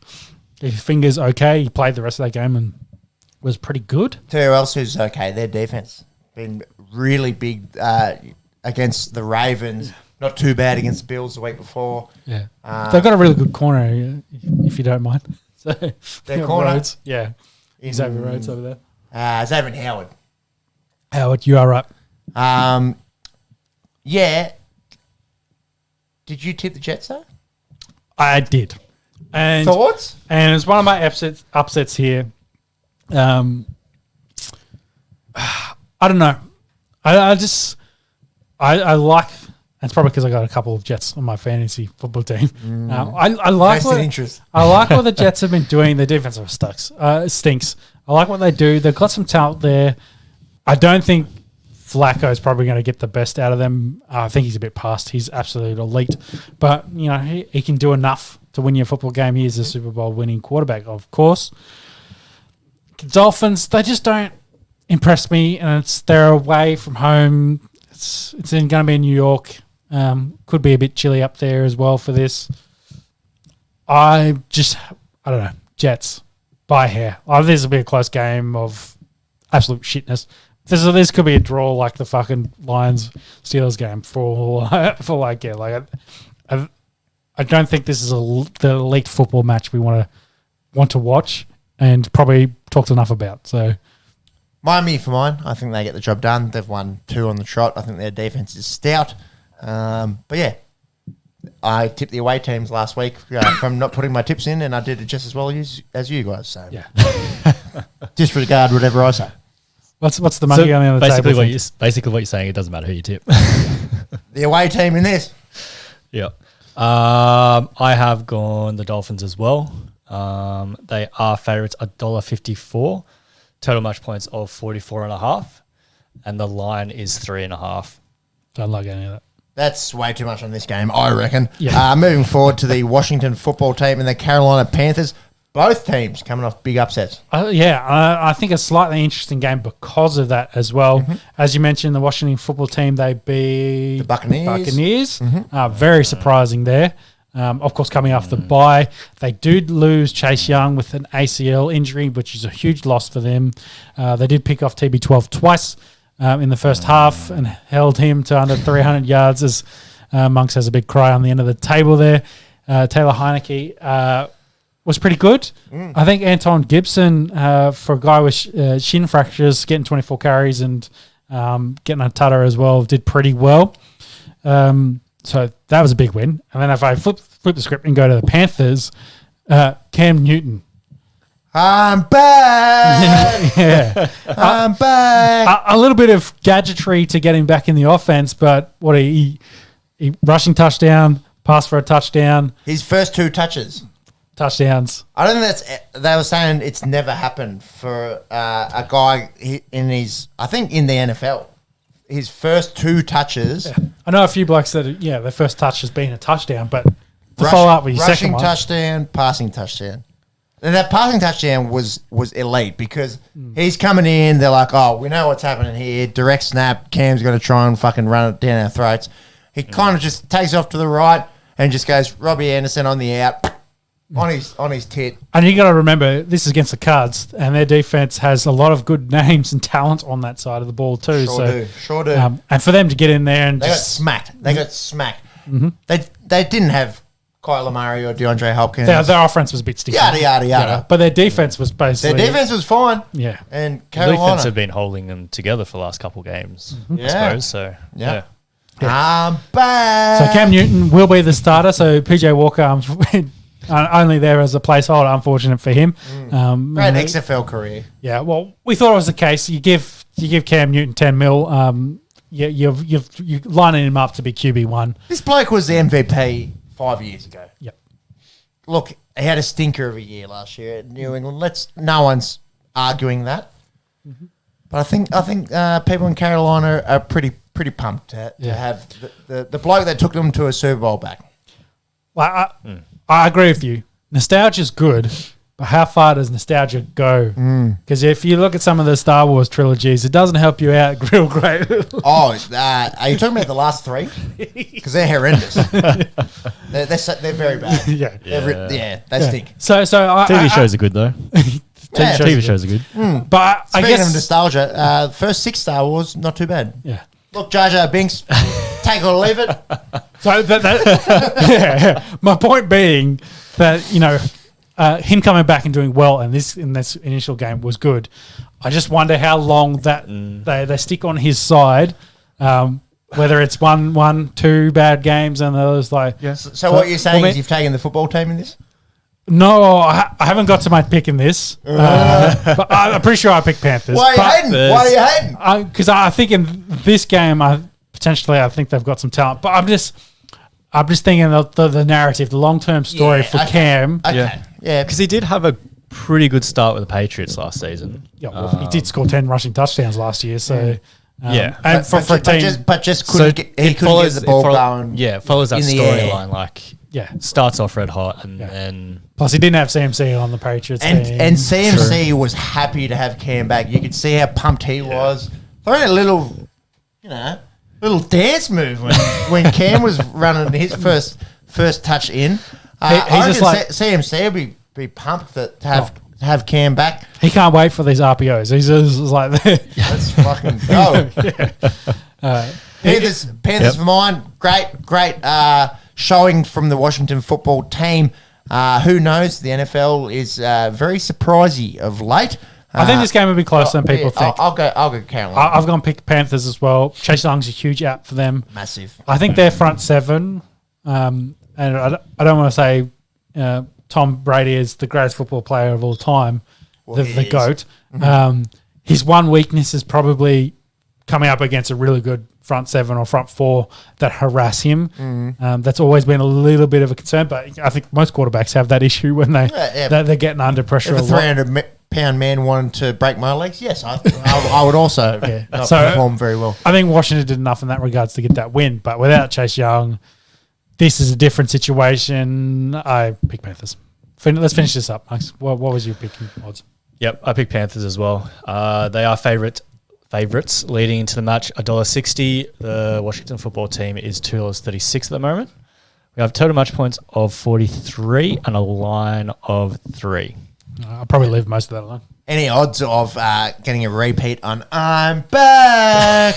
Well, what's Cam Newton anytime touchdown scorer? Oh, that'd be interesting. Touchdown markets anytime. I'm going to say $2.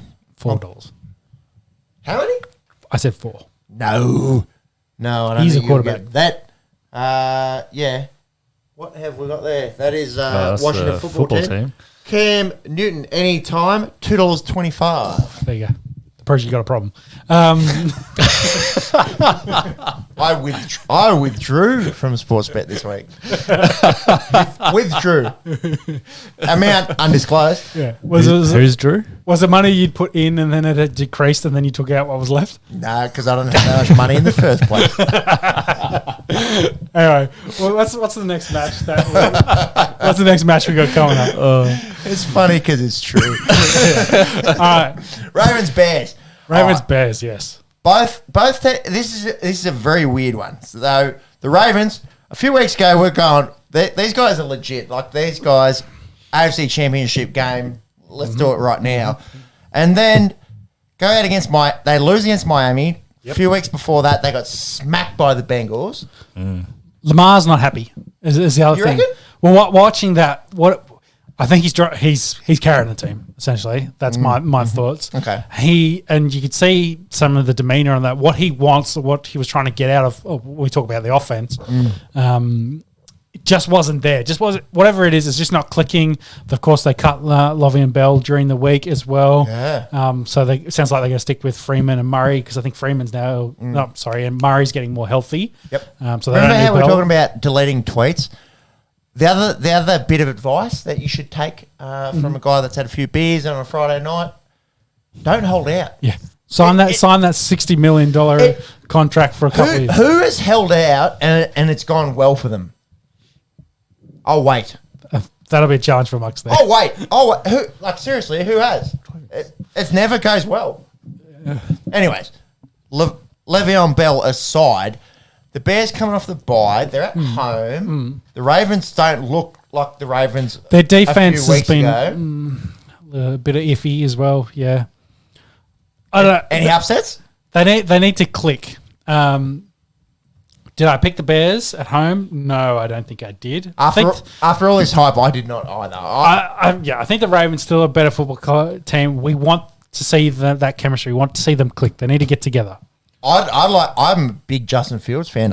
And shout out to Joseph McGrath, the Mac Dog. If you're listening, big Ravens fan. But I like Justin Fields. I wouldn't mind seeing a Bears upset here. Yeah, Bears. You know what? Fuck it. I'll change my tip. I'm going to change it. Bears are a little bit banged up though. Allen Robinson and Mooney have been banged up. Their defense has been a bit so-so, but it's Fields with his legs and it's Dave Montgomery with his legs. True. And a reasonable defense. Yeah, you know what? I'm going to do it. Chicago Bears. Coming from a Packers fan. All right, so that's Ravers by 40 guaranteed.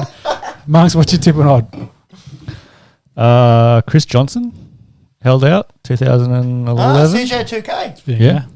That was But his career didn't last very long after he signed that contract, I don't think. No, so I'm just reading through the deal now. But he also had one of the best years ever for a running back. It's probably true.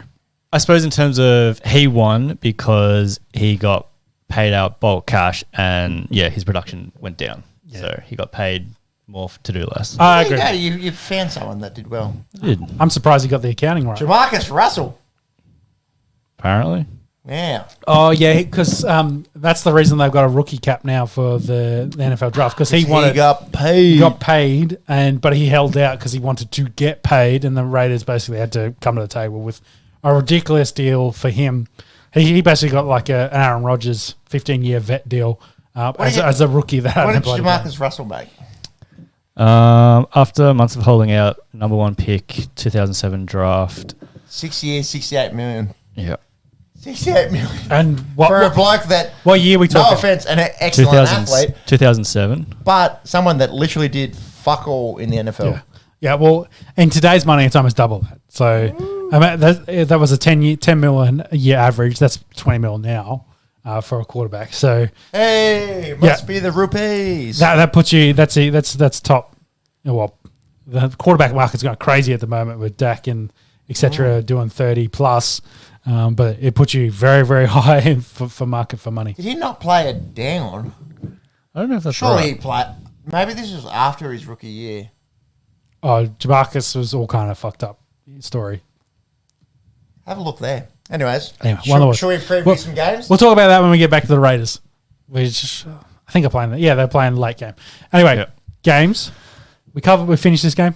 Yes. No, we don't have odds. Tips and odds. I changed the Bears. Odds. I went Ravens. They are favourites of $1.42. The Bears are out at $2.90. We have a line of 5.5 and total match points of 44.5. I don't like that. Windy City, weather coming in. Yeah, I'd say most likely going to be unders, but it's still a pretty low total. Sorry. Anyways, a game that we won't linger on. No, that's the next one. This is actually really interesting. Should be interesting a decent game. New Orleans take on the Philadelphia Eagles. The Saints, they've lost the Falcons, they've lost the Titans. A few weeks ago, we were thinking, maybe NFC contenders. The Eagles, after this game, they've got the Bills, the Cowboys, and the Bucks. I do think the Jets are in there at some stage, but it's looking pretty iffy for the Eagles going forward. Mm-hmm. They did look very good on the weekend against Denver, getting that away win quite comfortably. Yeah. You as a Denver fan? I don't know a bitch about Denver. It's a bit of a common occurrence. They came into this one very unprepared and played terrible. But what happened? And then Eagles, after that smackdown at Dallas. And I don't want to give Pat Shermer huge props, but he had COVID, so we had the quarterback coach calling plays for us. So we were good between the 20, couldn't score points in the red zone. So play calling was pretty average, but we really couldn't get anything going offensively. The defensive line was pretty good. We had 3 starters out. But besides that, the offense playing terrible. Defense was shit. They were, I don't want to say unprepared, but they played a lot of man. Which really didn't lend well to the Eagles, and they made it very easily for Jalen Hurts to pick us apart. Mm-hmm. And he played, lights out. Was his completion percentage was crazy for that first half.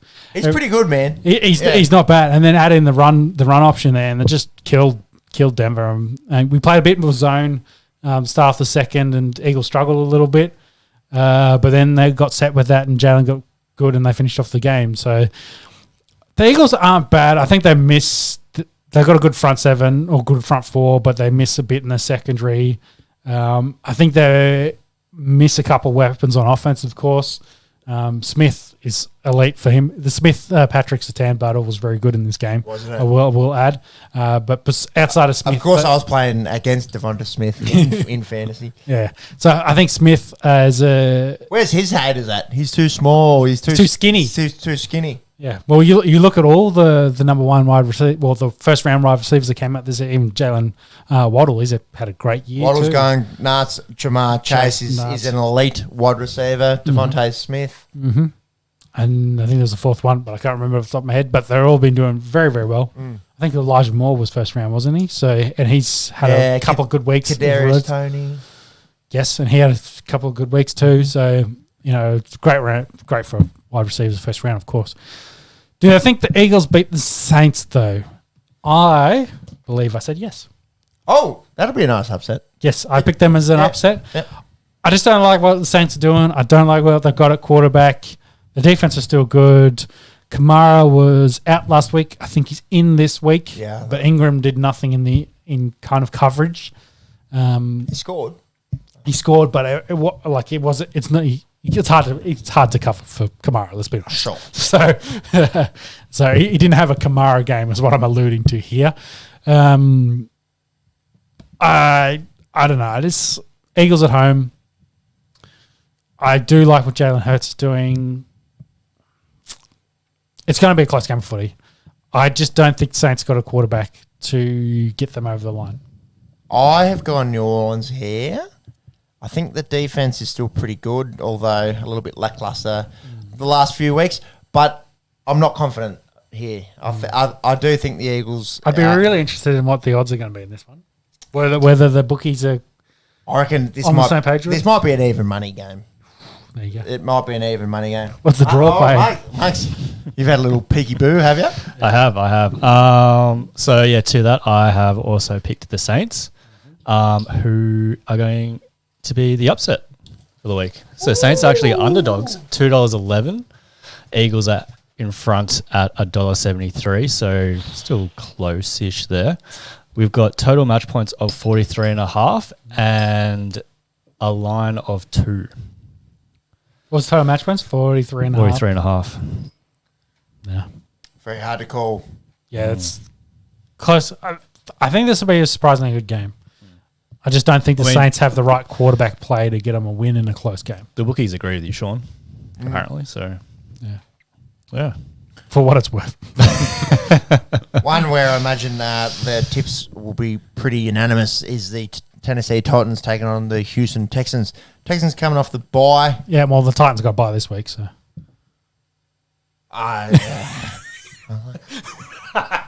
Did I fuck up? I can see the cogs turning. It's all good.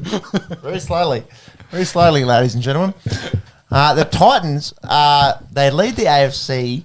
They are the number one seed if the season were to end at the moment, and they're 2 games ahead of the Bills and the Ravens. What's really interesting, I think the last month, they've beaten 4 playoff teams.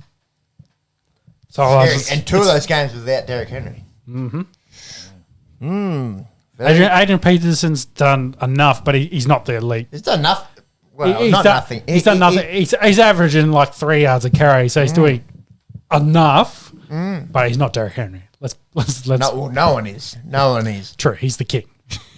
So they beat the Saints last week. They had 264 yards of offense, and they won that game. Tannehill just been that game manager, not turning the ball over. Scoring rushing touchdowns. He did. It helps. The Jordan. Air Tannehill. I don't know. But I think they've also got 20 players on injury reserve. I think I saw Christ. that. Yeah, and Banged hey, up. they're banged up, but they're 8-2. Mike Vrabel, like, give him shouts, props as a head coach. Like, he gets that team ready, and they like you said, they might not get a lot of yards, but they grind out football games. Sure thing. I don't think Texans are a team that are going to trouble them at all. Quite interesting, Jeff Driscoll, who was Denver's quarterback last year, who's now, I think it was Lions before that. He's now quarterback over at Texans. He's now 3, of course, with Tyrod coming back as the starter. I think Mills will be the backup. He's actually moving from quarterback to tight end, doing a bit of a Tebow. And is he big? I think he's 6'4", 100. 235. I've got him listed here. Yeah, he's not jacked like Tebow was, but you throw on 10, 15 pounds. It's coverable. Like it's doable is what we're getting at. I don't even know who the Texas head coach is at the moment, but he said that, Jeff Driscoll's an athlete. He could definitely change positions. But it kind of talks about what my point of bringing this up is it kind of alludes to or shows what the Texans are as a football team. No one fucking knows. No one knows what position. No, they're red hot garbage. Yeah, they're a hot mess at the moment. David Culley is their head coach. That's right. Not well versed in the history of David Culley. Well, I think this is his first season after replacing the Pats coach O'Brien. That's right, the former Pats offensive dude. Winning one game doesn't help your chances as a no. Yeah, but they're a long way away as a potential contender. Titans by a lot. What do you got for us there, Max? Maybe not Titans by a lot, but Titans win. So, Titans have got 14 players on injury reserve and about 12 players on the injury report in various stages of practice status. And they are the best team in the AFC. Go figure. Yeah. Odds, please. I imagine they're pretty handsome favourites. Yep, so we're all Titans here. They are favourites, $1.22. Houston is out at $4.35. We have a line of 10 and total match points of 44.5. Don't like any of it. NFC North, Packers, Vikings. Aaron Rodgers come back. He's immunised. He's good to go.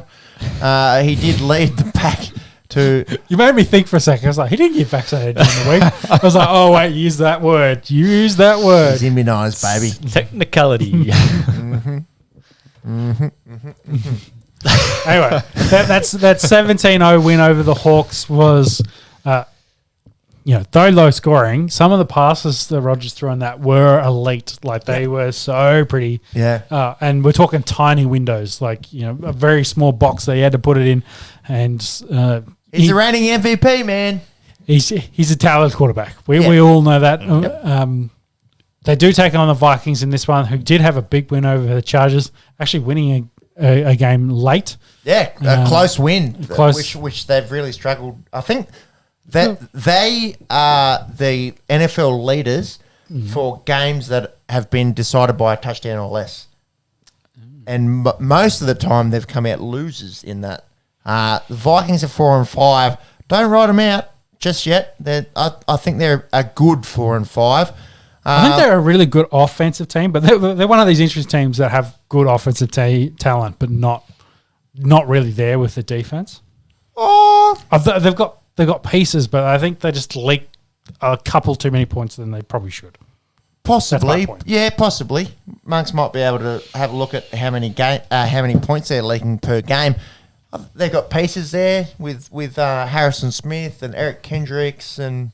Well, I agree. I think they've got pieces there. I just think they leak just a few many points. It might not be much, but I think they leak just too many points that then Kirk Cousins can't overcome. Maybe that's my thinking. And not to say that Kirk's a completely limited quarterback. He can score points. But you know what? I'll back you in there. So gave up 20 in that win against the Chargers, and then going backwards, 34 in the loss to the Ravens, 20, which is okay, against the Cowboys. Gave up 28 in the win against the Panthers. Gave up 17 to the Detroit Lions. 14 to the... Yeah, look, there's not been any game where the defense has played lights out. Let's put it that way. Yeah. Doesn't matter against the Packers. Aaron Jones, I think, is the big news. MCL sprain. Apparently it's not too bad. Doubtful for this weekend. Sometimes, a proper MCL, you're kind of thinking 6 weeks. Mm-hmm. It seems like just a minor strain, maybe 1 or 2 weeks. And I'll tell you what, AJ Dillon is... He's really good. He's an old school Jerome Bettis, if you will. The bus. He's built like a fucking brick. You know what? He'll pound the rock. I think the Packers get the job done here. Yeah, I agree although expect it to be a close one. Yeah, and with my previous point with Vikings leaking points, I think the Packers Though, of course, they got the donut against the Seahawks. I'm not a real huge fan of their secondary, and that's probably a strength of what the Vikings have. Shout out Kevin King. Yeah, he did get a pick, I think, on the weekend. Yeah. So I think this will be a good game of footy, close. Wouldn't surprise me if the total match points is over 50. Over 50. I would definitely take the unders on that one. Monks, so there's 2 Packers here. Yeah, Packers. It's very close, actually, the odds. It is. So I'll go on Packers as well. They are favourites only just at $1.81. The Vikings are out at $2 at the moment. We have got total match points of 47 and a line of 1.5. And over-under immunised players? The line should be half a player. Anyways, into... Interesting point. So Joe Flacco is unvaccinated as well, but he's been towing the line, wearing masks to press conferences, etc. And they asked him about it, and he's just like, "I'm unvaccinated. I'm not going to get into my reasoning why, because I think that's not worth covering or distracts from the conversation of the football or some shit like that." But that was the only other unvaccinated quarterback chat that I can remember from this week. But is he on the Joe Rogan shit? No idea. Shout out to Joe Rogan if you're listening. I'm sure you're not. Had a good podcast with Snoop Dogg this week, so check that out. Yeah, it's very funny. Actually. Elite chat. Anyways, moving forward, some really interesting games here. The late game's definitely interesting. Yeah. So the first one, Bengals and Raiders, 2 AFC hopefuls, both 5 and 4. The Bengals coming off the bye, they've probably been a little bit lackluster, let's be honest, the last few weeks. But they come up against this Raiders team that's been through so much adversity this year. Gruden, Henry Ruggs, the whole shebang, and they had a bit of a reality check on Sunday Night Football, didn't they? In their own house, the Chiefs look like the Chiefs that we normally are used to. They got smacked down here. They do go back to Allegiant Stadium.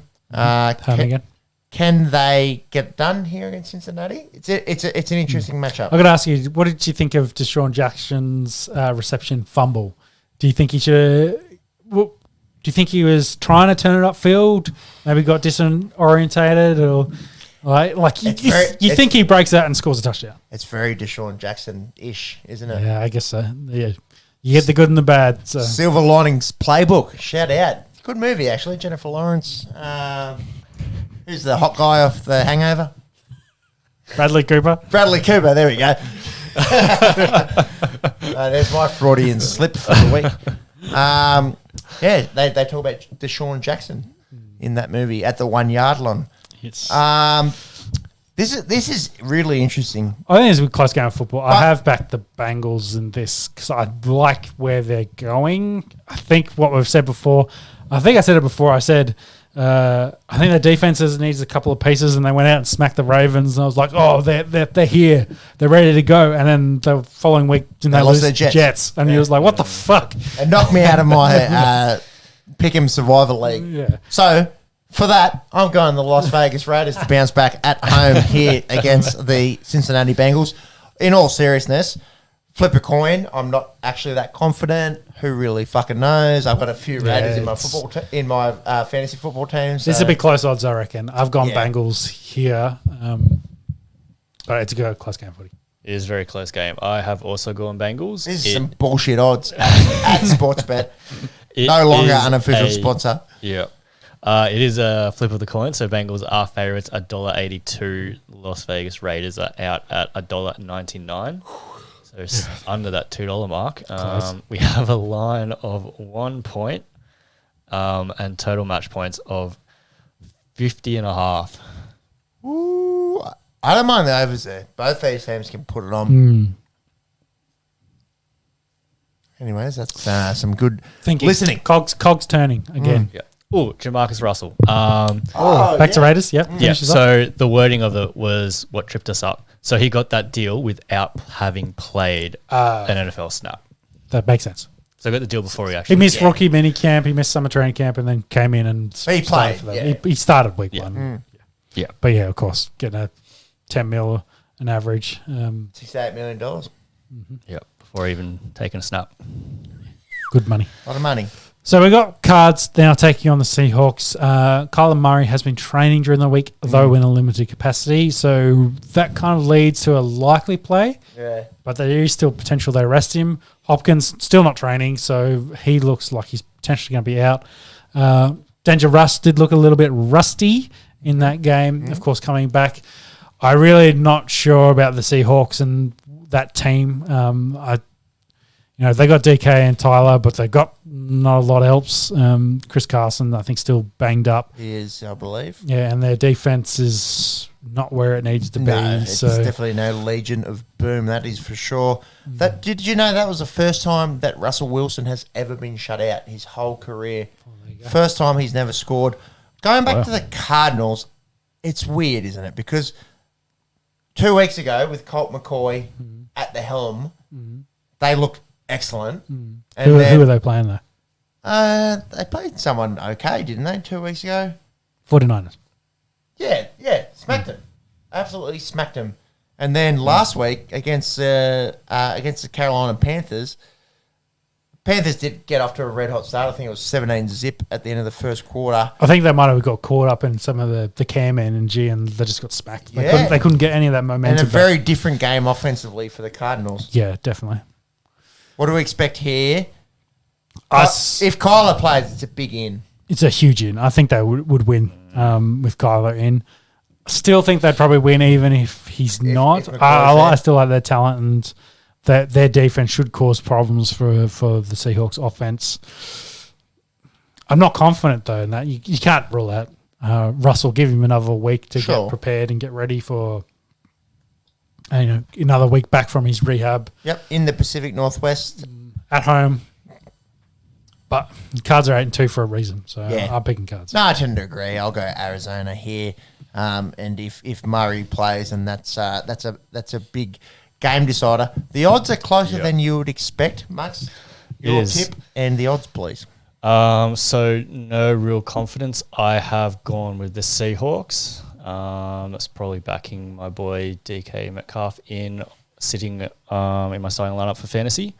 Got ejected last week as well.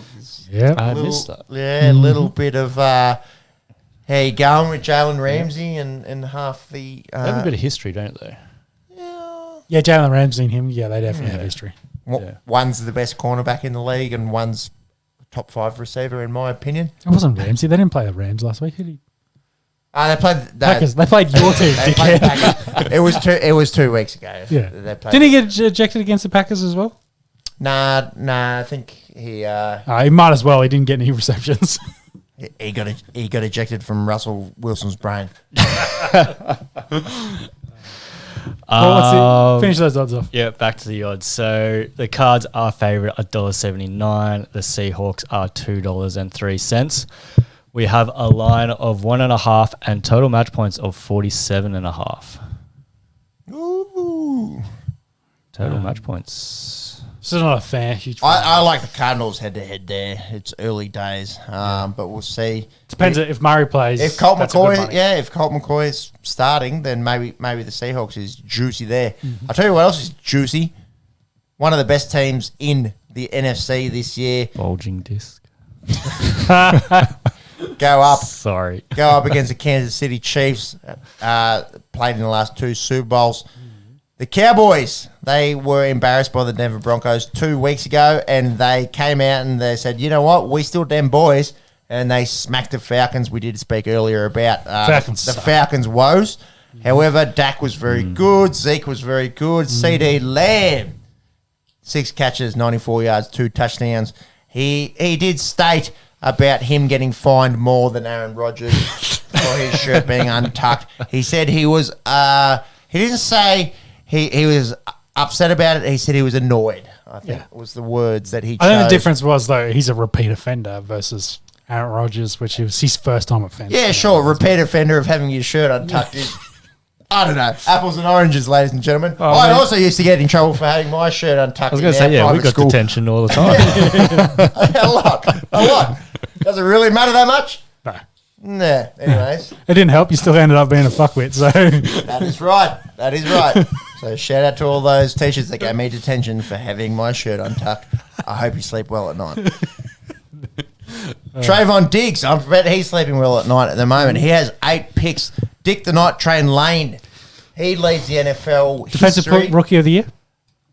Ooh, say again?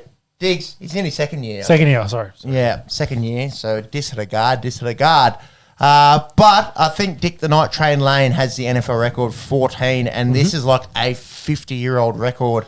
Big time record. The thing is, if Diggs were to pip Dick the Night Train Lane, he would have, I think, 3 games more, if not 5.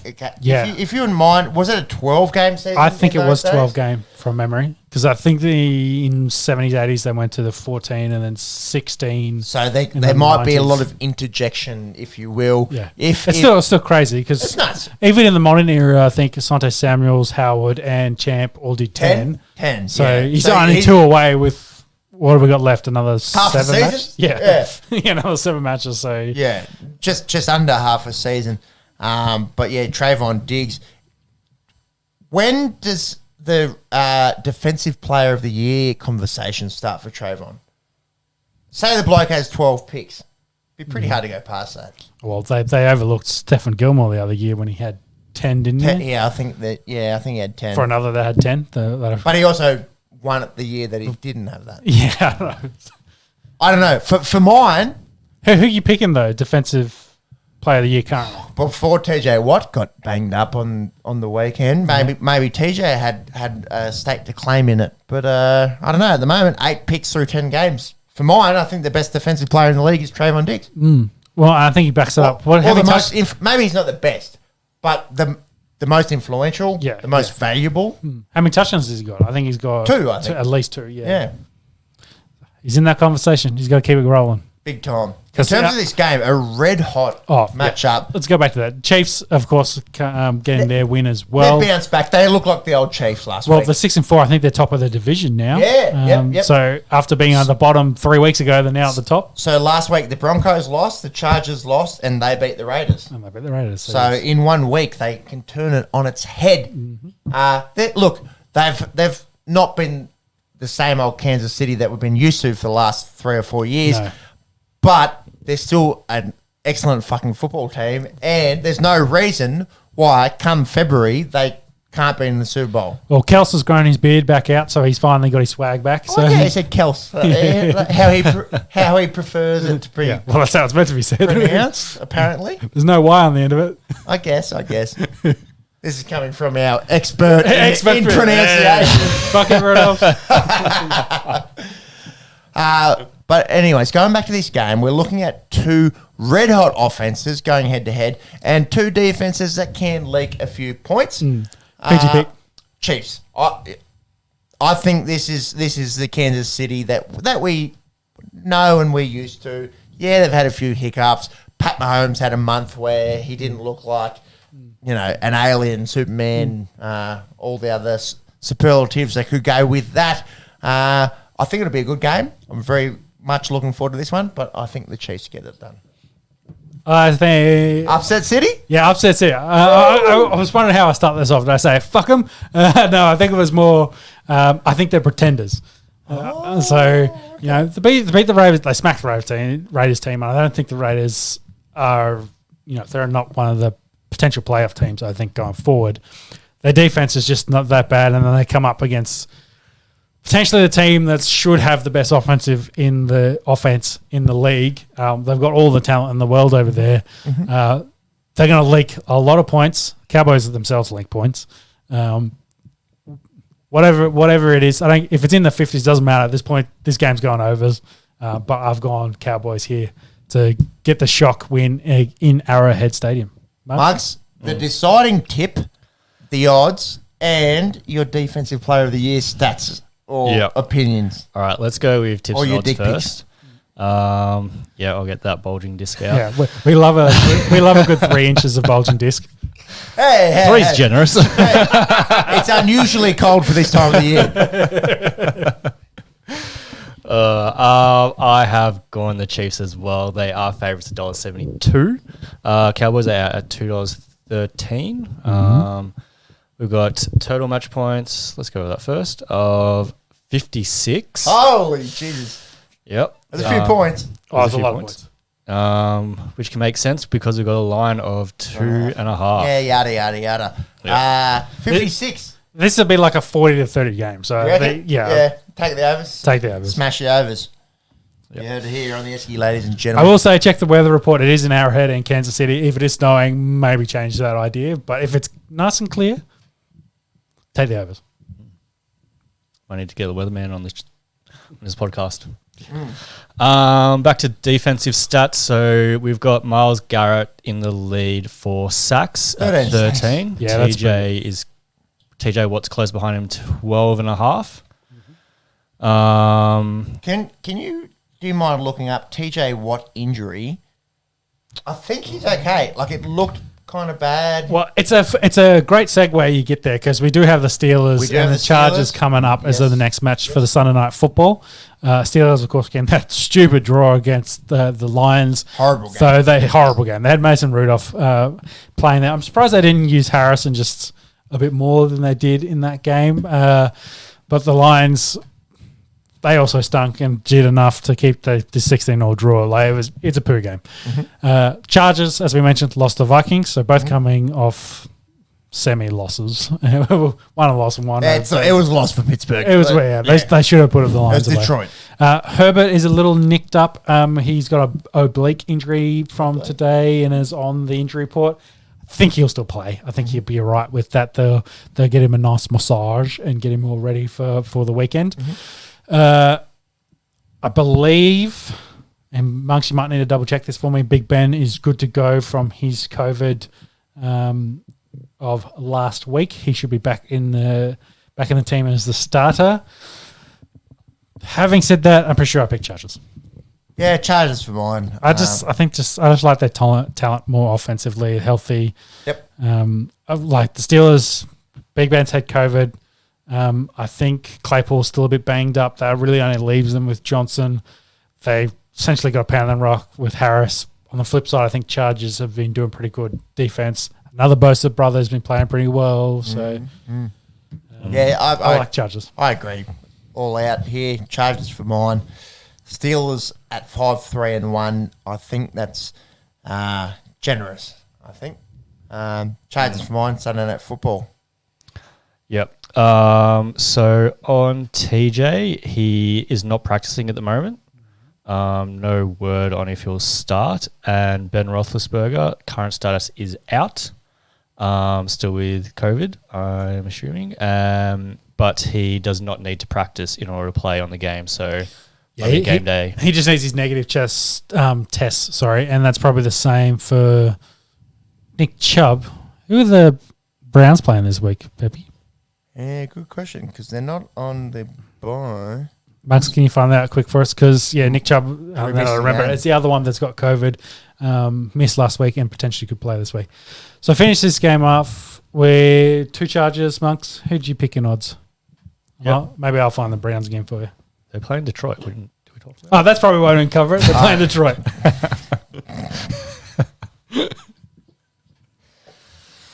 Steelers, Chargers odds, if you will, Max. Yep.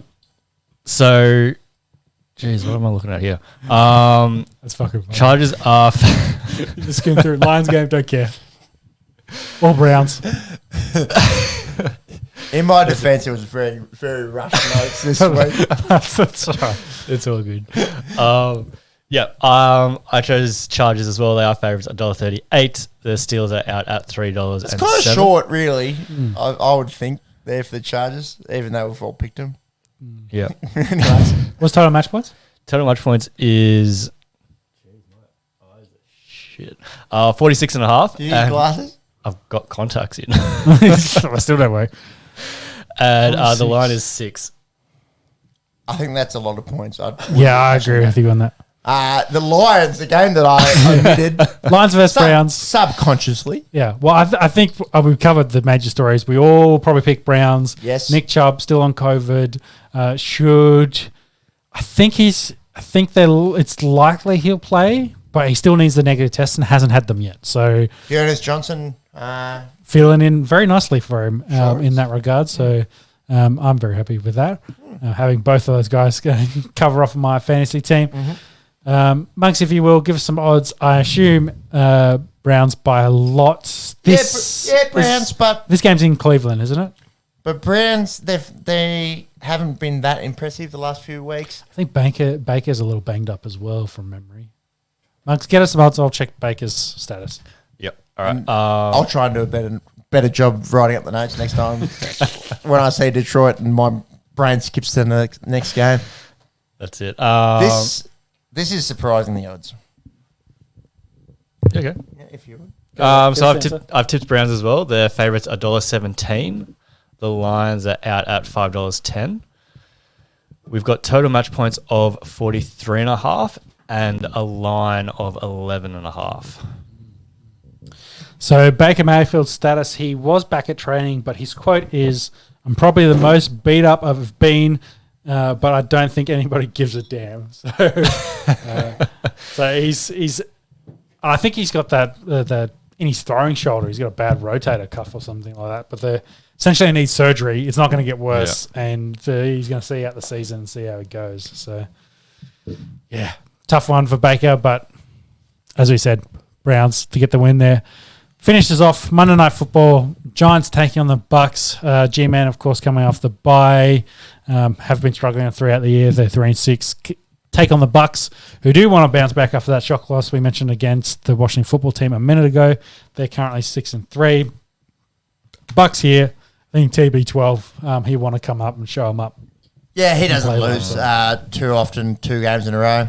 Yeah, except in Super Bowls to the Giants. However, Eli Manning is not at the helm. He will be, I'm pretty sure, on the Monday Night Manning football cast. Have you guys got much of that? Is it good chat? It's not bad chat. Yeah. It's not bad chat. Better than ours, I'd imagine. It's about the same as ours, but just with Hall of Fame careers to back it up. Hall of Fame careers, more articulate. More forehead. Monks, what was the story with Antonio Brown having a fake vaccination card / real... Genius until we got caught. Yeah. I just haven't read too much into this, so you might have to he got a fake card. He got a fake ID. Yeah, he did the fake ID, and the NFL was like, that's good. You know what? So he's been found out? By all counts, he's been found out, but I think his agent then came out and said recently, following that, I was like, he's vaccinated. That's just blood. They'll just do a blood test. And, see what happens. He knows exactly, but it sounds like either he got the fake card to get him through, and he's eventually followed through and got it done. But he knows. But funny story, like the fake ID. Schefter reported it, so who knows? Well, they're fining everyone for breaking the protocols, and if he's been breaking protocols, then they'll be saying, Antonio, we got your blood work back. Yes, you are vaccinated, but unfortunately, you have several diseases that we would like to let you know about. Anyway, Bucks for mine, Bucks. Yeah, Bucks here. I don't think TB12 loses back-to-back games too often in his career. Not at all. Interesting, Giants. They've been in primetime a few nights. That's New York football for you, baby. It's a big market. Bucks very short here. Yeah, Bucks actually are coming off a back-to-back loss to the Saints and Washington. Yeah, true. And there's a bye in there. So he's going to be off. TB12 is going to be extra pissed in this one. Threw me off. There is the bye there. Yeah, 40 bomb on the Giants incoming. 40 bomb, you reckon? No, Giants are a bogey team for Tom Brady, so it's always a risky play in this one. David Tyree has entered the chat. Exactly. Shout out to David Tyree. Hope you're well. Well, did you see the Gooch interception this week? The Gooch? Yeah, it was Washington football team, I think it was. The Gooch. You know what they call in America? Taint. The taint, yes. A taint. Yeah, did get called back on PI, the greatest ever pick that never was. With the taintception, but it was worth a mention. It's a great chat. Yeah. Mark, give us the fucking odds and we'll finish this NFL chat up. Taint my fault. Tim Payne. Taint my dick. Oh, that's bulging. Taint. Good. Mark's the odds, please, if you disc. would mind. You Keep your taint mind. I think it was more sack and dick for Tim Payne, less taint. Holy hell. Okay, this is an episode that might need to get deleted. Give us those fucking odds, James. Oh, no, I want to keep this on going. Sorry, no. So Bucks are favourites, $1.17. The Taint the real odds.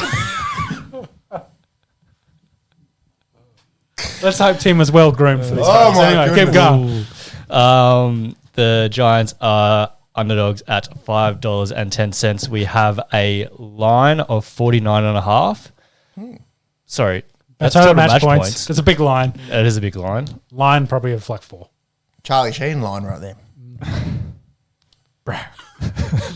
It's good. It's like hanging fruit. Yeah. We have a line of 10.5. There we go. Bucks win this. Bucks win. Buys, of course, we got Broncos and Rams, the two teams we didn't mention through this. The Von Miller buy. Yes. Fair. Thank you. With that, do you guys want to talk about a bit of NBA? I need to take a quick wee break. Do you want to bring up the table? I would love to talk about the NBA, and you can't not talk about the NBA right now without talking about the Golden State Warriors. Steph Curry, we knew. We all knew. We ain't sleep on you, Steph. But he's really fucking good. The Warriors, what are they? They've lost 1 game? 2 games. 13-2. 13-2 with no Clay. And when he comes back, I imagine we're going to see old Warriors, you know? That's it. Going through the West, the Suns, the Jazz, the usual suspects. Can they go deep in the year? Time will tell. And the big story coming out of the West, I suppose, is the Lakers without LeBron. They're not that good. They're not that good. They really need LeBron. They're 8-8. They're 500. Okay, it's not bad. They're in the hunt. Yeah. But he's a multiple MVP. He's arguably the greatest basketballer of all time. And when he's not playing, they don't play that good. It's crazy to think, though, because they've still got a really good lineup. Sure. AD, It's just Westbrook. But they're old. Yeah. They're old as fuck. They're not doing what the Brooklyn Nets are doing at the moment. No. Well, Jumping over to the East, can you have a Google and see when LeBron might be back? Because I think that is integral to them playing well. In the East, it's interesting.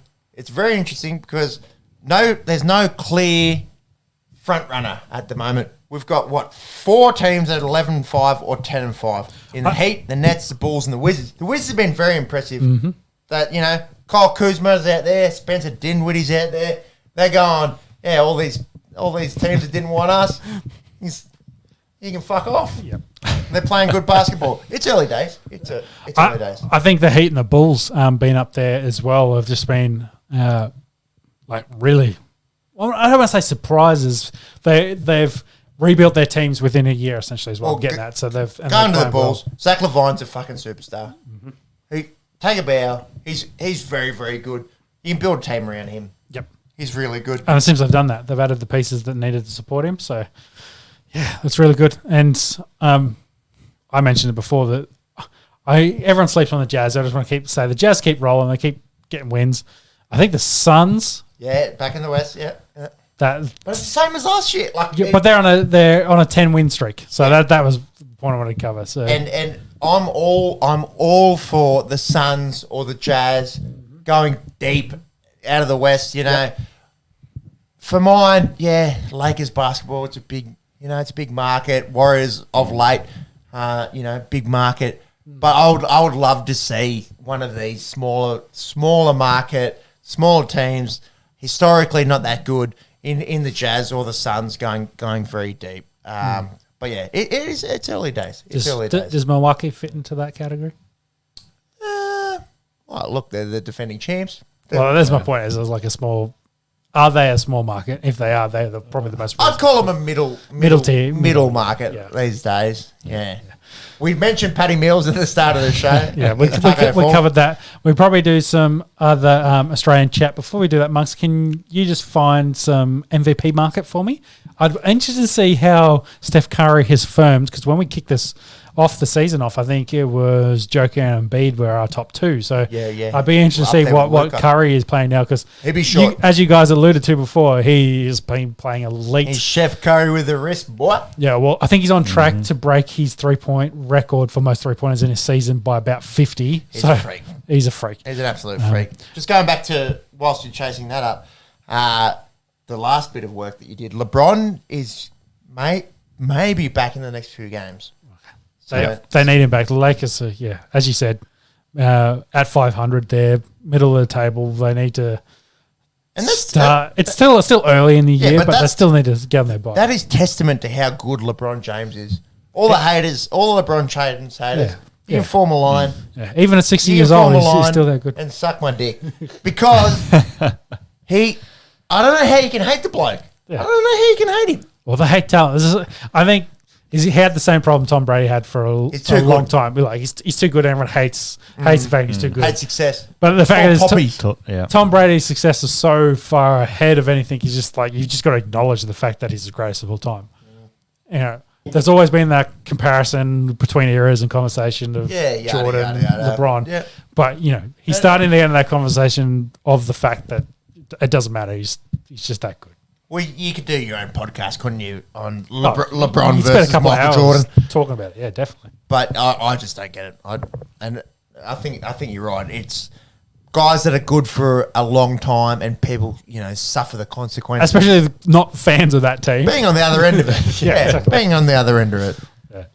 Fair to hate. You know when you walk in to watch a game where you're playing against LeBron, you're just like, well, this could be a long evening. So. For us on the other side of the world, we kind of talk funny for any of our American listeners, but maybe we can kind of sit back and view it as an outside impartial party. And I tell you what, you LeBron haters, you need to go sleep next to a mirror and fucking wake up to yourself, because he's really good at basketball and it's showing. Anyways, big time. Monks, if you wouldn't mind, Steph Curry, what is he paying now to be the MVP? Yeah. Is he favourite? He is favourite by a long way. By a long way. There you go. So what's he paying? He is currently paying $2.88. That might be good value to get it on him now. One in three. It's fucking 13, 14 games in. Yeah, as long as he stays. That's my point. He's got to stay healthy. Sure, we know he can. He's missed a year, but yeah. Behind him, we've got Kevin Durant at $6, and then the Greek Freak at $8.80, along with Jokic at $8.50 as well. Yeah. I'll see if I can bring up Steph's average game line through 15 games. Is it around 40-ish? Not quite. Averaging 29.5. Let's call that 30 points a game. His 3-pointers at 42%, if you don't mind. That's probably up there with leading the league. But he's averaging 6 a game, so that's like made. Hey, guess who's ahead of him? Yeah, I was going to say. Paddy Mills. Paddy Mills for MVP. 48%. Marks, what's Paddy Mills paying for MVP? Paddy Mills for MVP. Thousands of dollars. I think you get a bit. And shout out to Jonas Valanciunas, the big boy. He's out of Lithuania. He doesn't speak a lick of English. Verkatis. That's a semi-pro joke for those playing at home. I think he probably has put up 3 balls. He actually leads in terms of his 3-point percentage. But in terms of guys that actually shoot the basketball, it's Paddy Mills is number one in the NBA. There you go. How good. We'll take that. Speaking of Australians, we should probably talk about Ben Simmons. Yeah. Ben Simmons watch the week. We've talked about their marriage back and forth. It sounds like the 76ers are finally starting to cave in. We're not getting Ben back. We keep finding him, but it's just like, by all accounts, they've put a list together of 30 potential players they would accept in a trade for Ben Simmons. So it sounds like that movement is starting to happen again. Ben Simmons is not going to be a 76er long term, which we expected. How quickly he gets traded, unsure. I'm thinking a month. I don't think it's going to be days or weeks. No. It's going to take a while to put that together. Well, obviously, a lot of speculation in the off season. But I think the main step forward in the story is the 76ers are kind of given up on the marriage. Full-time divorce now. The trade's coming. It's just what it is and when is the last bits of information. Yep, no, I think you've hit the nail on the head there, Sean. It's more divorce than marriage.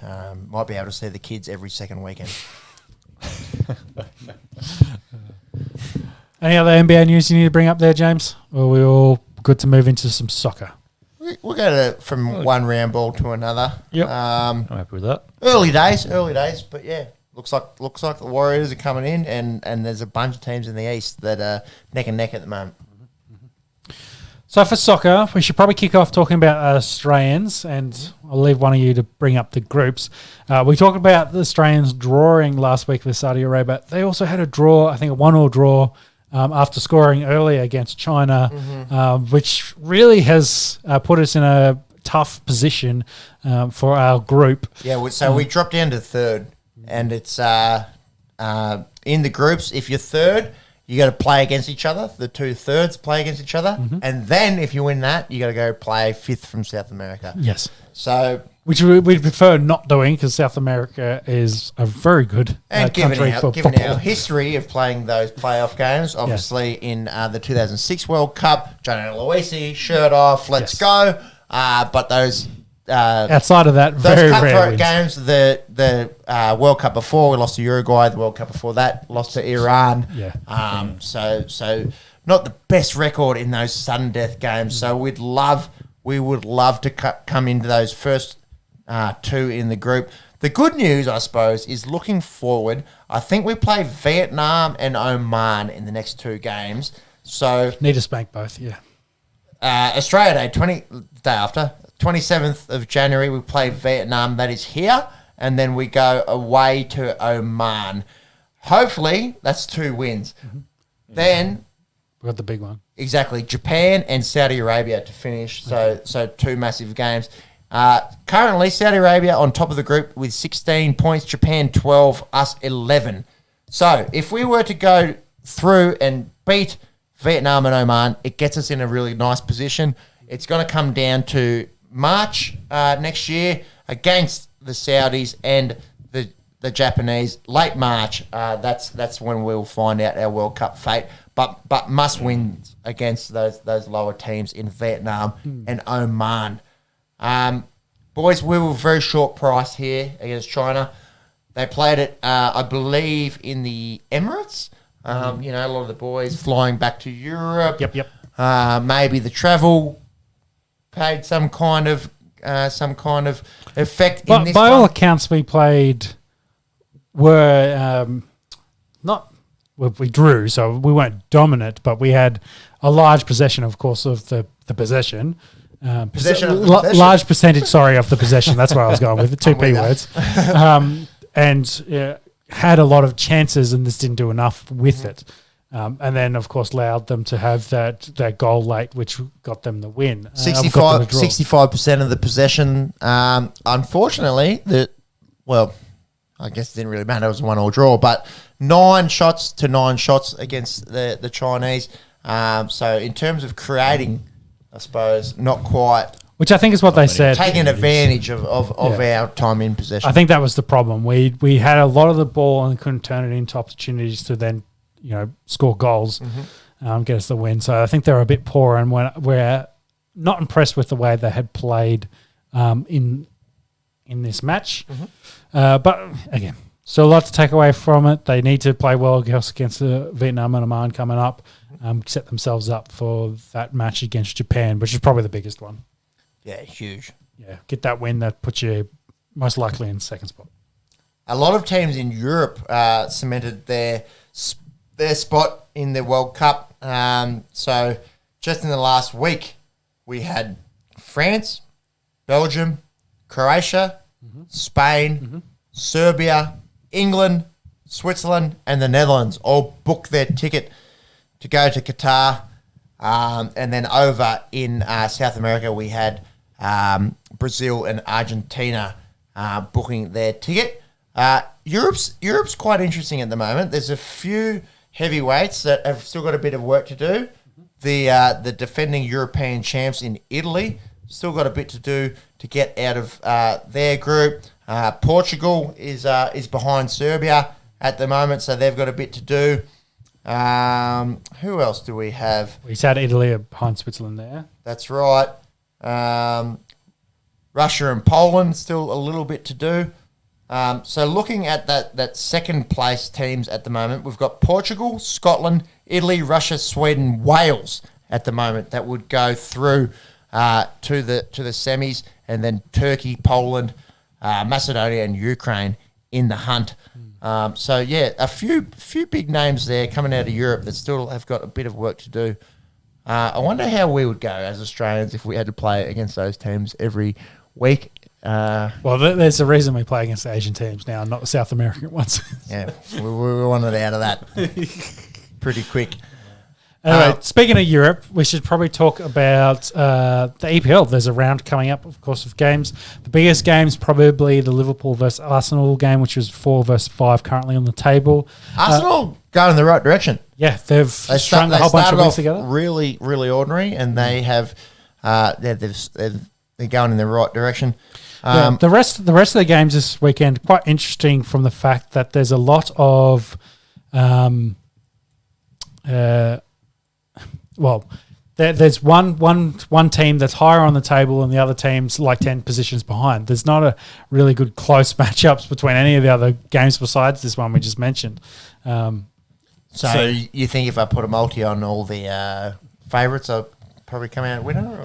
It's a high chance to do that. So what are some of the other matches there? Leicester-Chelsea is massive. That's the early game. Yeah, but I think Chelsea's higher and Leicester's fallen down a bit. They're about 8th or 9th now. Yes, Chelsea leading the league at the moment. I think they've only had the one loss to the blue team in Manchester. But look, Leicester might be able to sneak a home draw or something. In terms of other big games, you mentioned Liverpool and Arsenal. United need to get a win at Watford. They've really dropped off in their last few games. They should beat Watford, you would think. And then some massive late games on Sunday. Man City and Everton and Tottenham and Leeds coming up. They're starting to get to the midway point, I suppose, of the EPL. So be interesting to see what happens there. And yeah, we won't know in terms of World Cup international football for another few months. And I don't think there's another round of Champions League for another week as well. That's not till next weekend. Mm-hmm. Midweek. Yeah.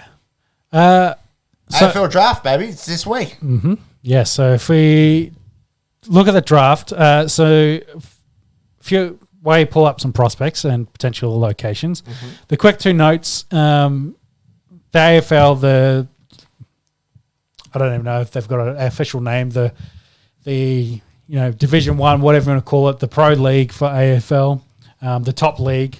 The VFL? So AFL itself, the professional league for Australian football has mandated vaccination. So then the second tier, so like the VFL, they also have been have set the same mandate. It's come through the AFL governing board, let's say. So the second tiers will have to also be vaccinated to no jab, no play.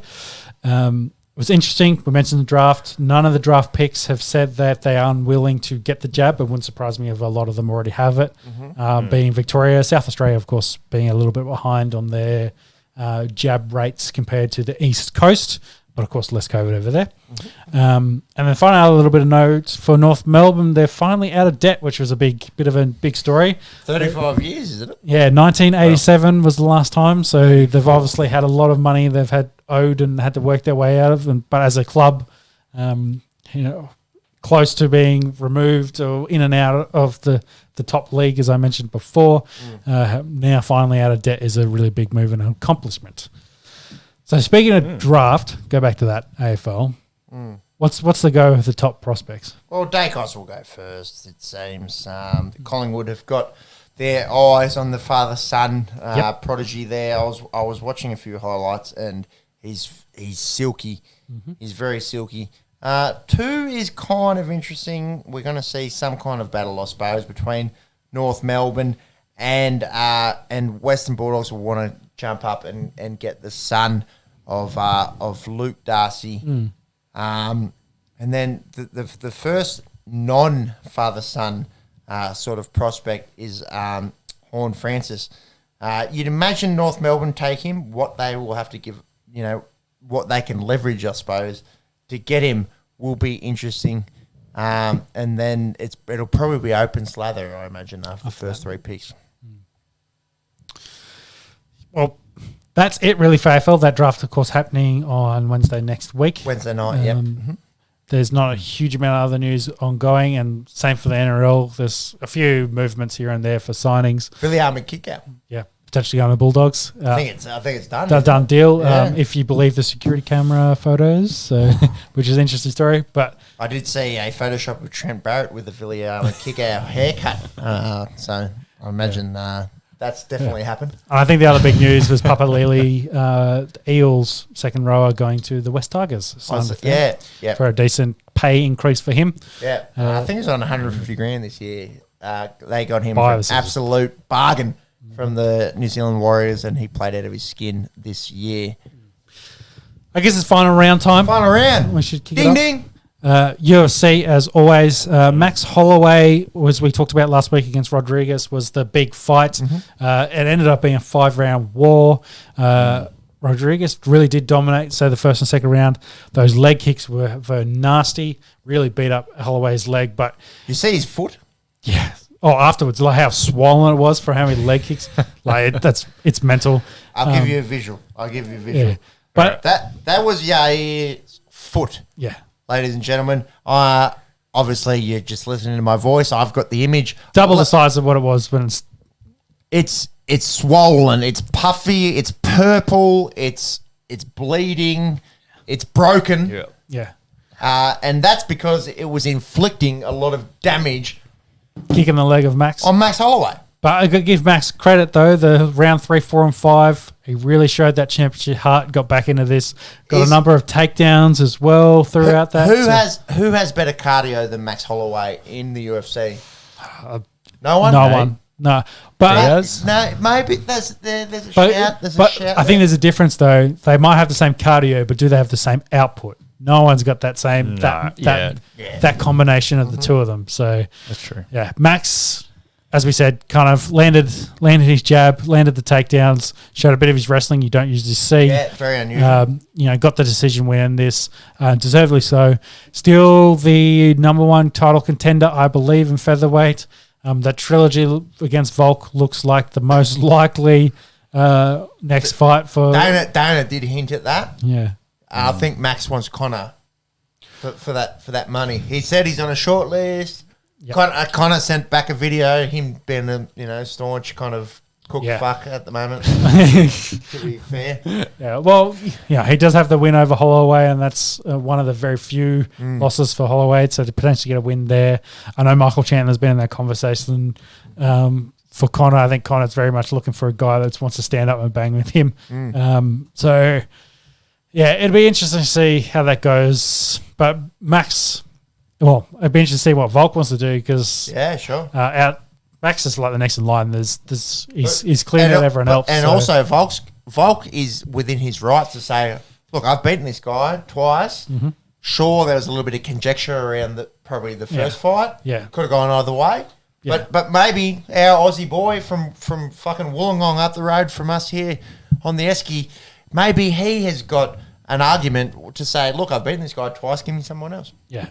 Problem is there's not really too much else there. Yeah, Who else is there? Fair. Who else is in the featherweight floating around? What's 2, 3, and 4? I'll tell you. Max has got it. Yeah. Yeah, so Holloway, Ortega, and then we've got Rodriguez, and then Sung Yung. Yeah. So Ortega they just got his lost. ass beat by Volkanovski. It was close. Yeah. It was close. And then Holloway just beat Yair. Yeah. So the likely fight is a trilogy. Yes. Yeah. And also, no disrespect to Yair Rodriguez, he showed up. Yeah. Those first 2 rounds, may have won both of them. He came off almost a 2-year layoff, I believe. Nearly 2 years out of the game. He's tough as fuck. Yeah. Max Holloway, being the good bloke that he is, said, all props to Yair. He came out and they had a battle. You saw the picture of them in the ambulance afterwards, like both of them together. Yeah, or both beat up. And Max's face, Max's face. Look at that. Yeah, they both ate shots. Right eye tagged. His nose is swollen. It was an excellent fight. It was. Both warriors, both likeable dudes. It's hard to hate anyone there at featherweight at the moment, to be honest. No, like it's one of the really good divisions. Problem is though, it's Volkan Holloway, and there's a big gap between everyone else. It drops off. Yeah, they really need someone to kind of start working their way into that conversation. Otherwise, those two will end up fighting each other for the next decade at this rate. 10-fight trilogy. Yeah, actually, it's not a trilogy. But anyway, what would you call that? I don't have no idea. Decology? Series? Decology? Anyway, what else happened in this one? What happened with Ben Rothwell, Peppy? I don't know. Well, Mark's actually had this. What happened to Ben Rothwell? So I don't know what happened. I just saw little bits here and there on social media. I know Ben lost by knockout / TKO. Yeah, so I guess Dilemma was all over him. And he actually, I don't know if it was a hook or something, but he actually knocked Rothwell out.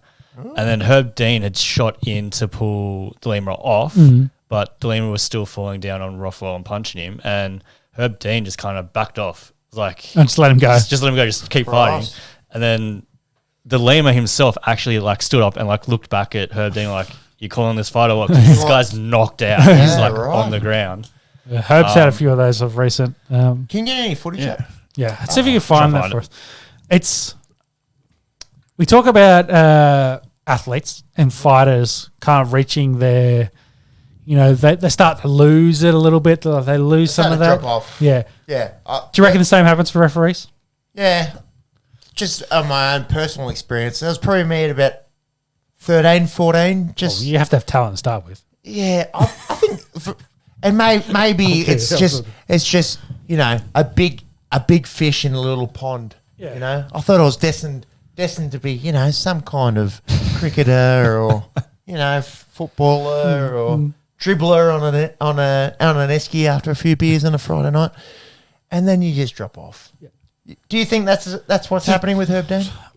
Potentially, it's only within the last year, maybe 18 months. It's just a couple of decisions, just like, hey, what are you doing? Does a ref have form? Maybe he's just in a rough patch at the moment. Form guy. Lost his confidence. He's older than you'd think. 51 years of age. Yeah, well, you want a guy he's refs UFC for at least 20 years. He's got the experience. Definitely. He knows the fight game in and out. It's just whether, maybe the couple of those decisions haven't really, or a couple of decisions he's made haven't gone his way. Media's beating it up. Is he just gun shy? It happens.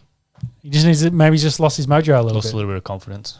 Yeah. So we've got the fight here. We're watching here.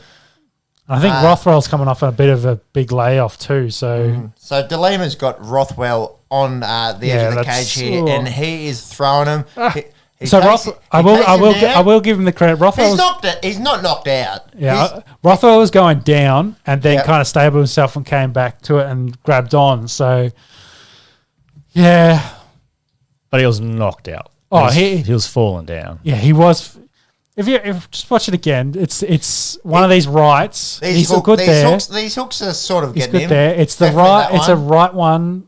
Oh no, right left there. You sees him dip, but then he stabilizes and grabs on. I don't think he's unconscious.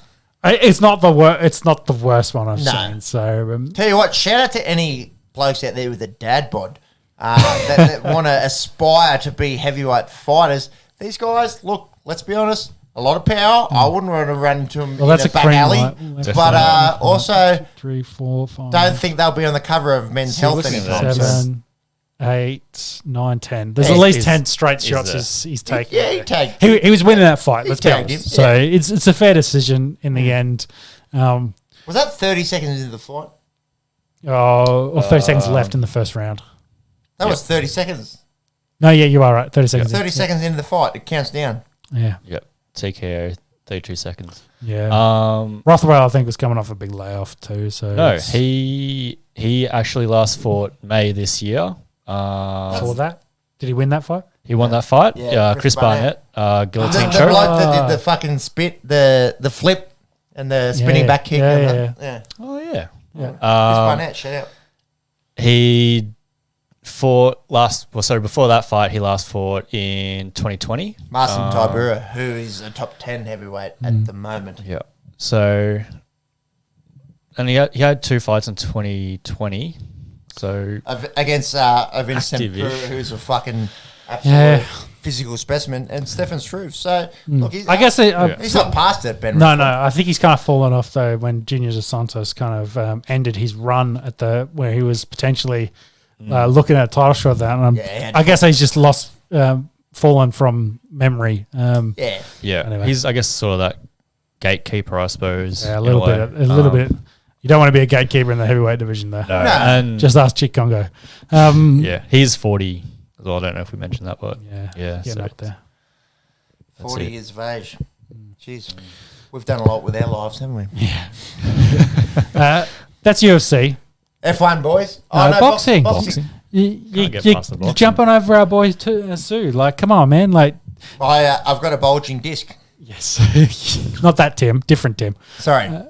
Tim Tszyu. The way he fought, though, on this would probably give you a bulging disc if you're a boxing fan, especially Australian boxing fan.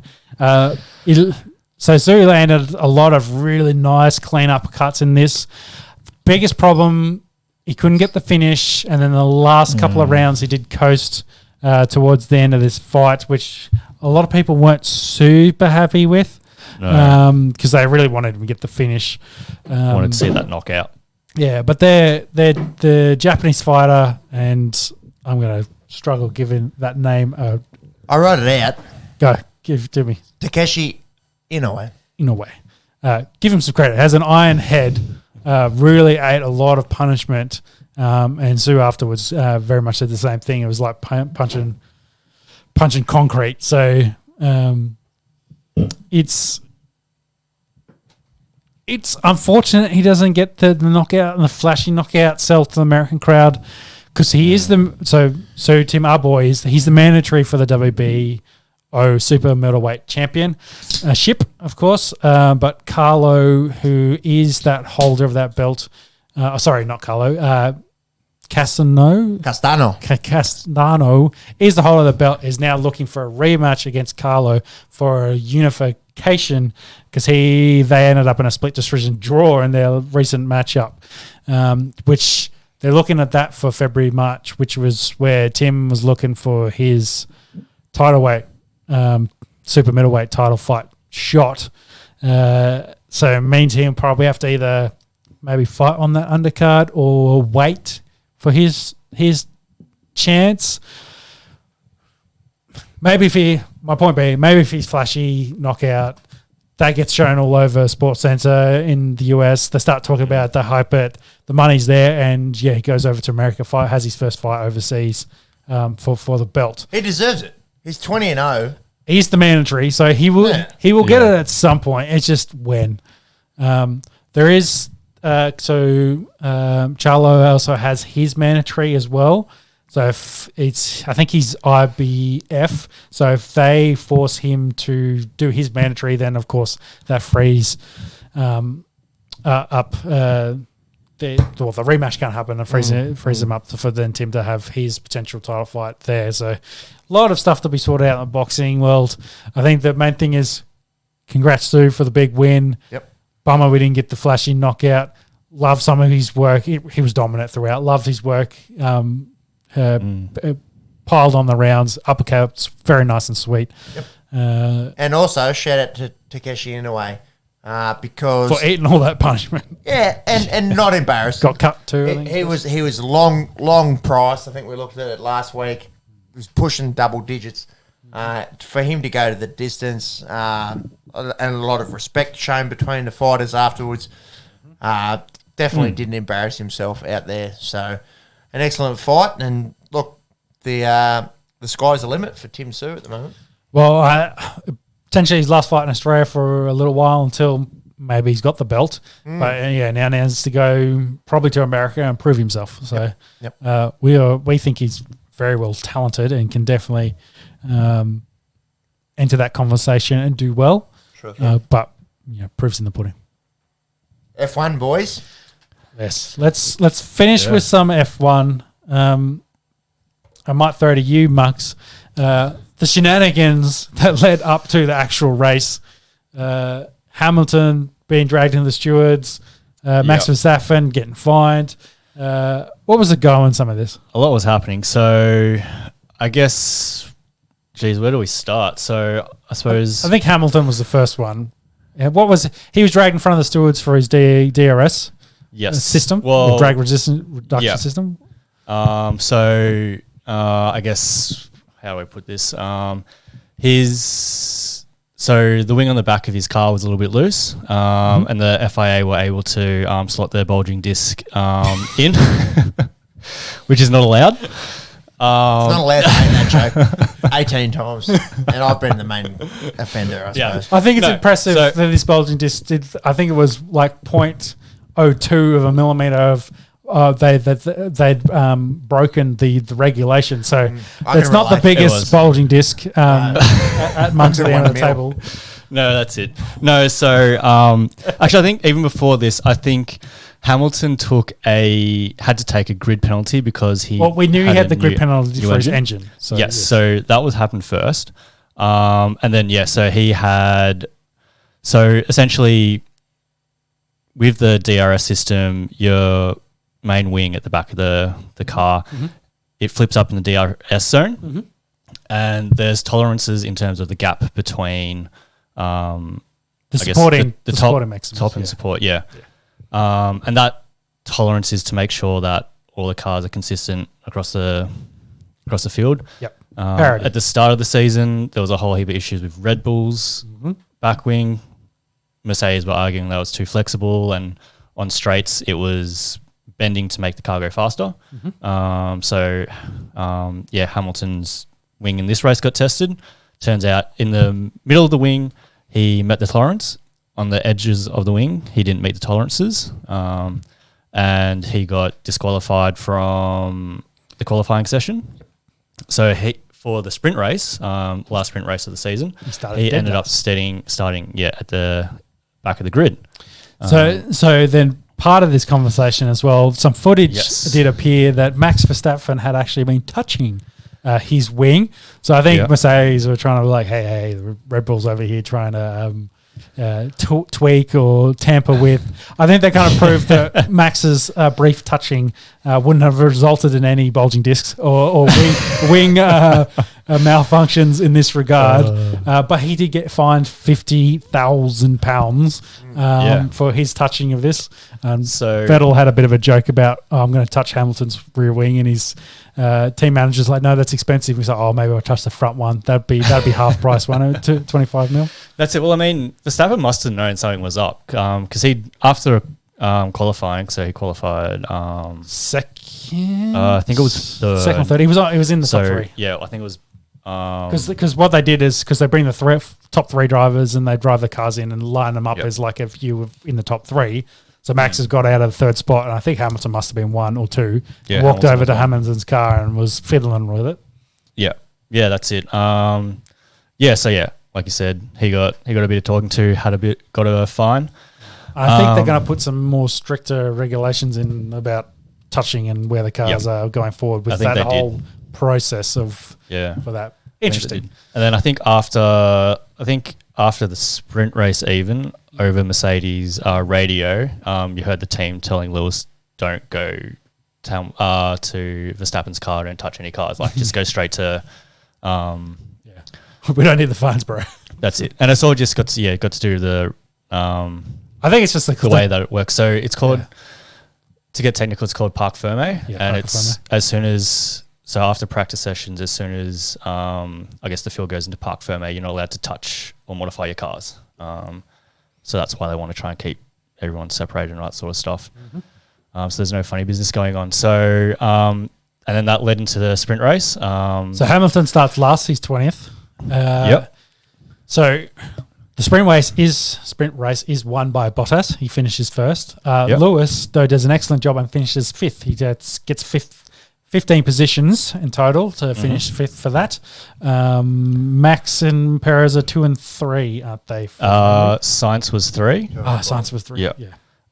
So Bottas got the 3 points. Verstappen got 2 points, and Carlos Sainz got 1 point. And then big points in the context of where the championship is at the moment. So Lewis finishes fifth, but he gets that 5 place grid penalty as well. So he has to start 10th. Yes, that's it. So I guess off the back of that, the grid was Bottas was first, Verstappen was second, Sainz was third, Perez, Norris, Leclerc, Gasly, Ocon, Vettel, Hamilton, and then we had Danny Rick down at 11 for the start of the race.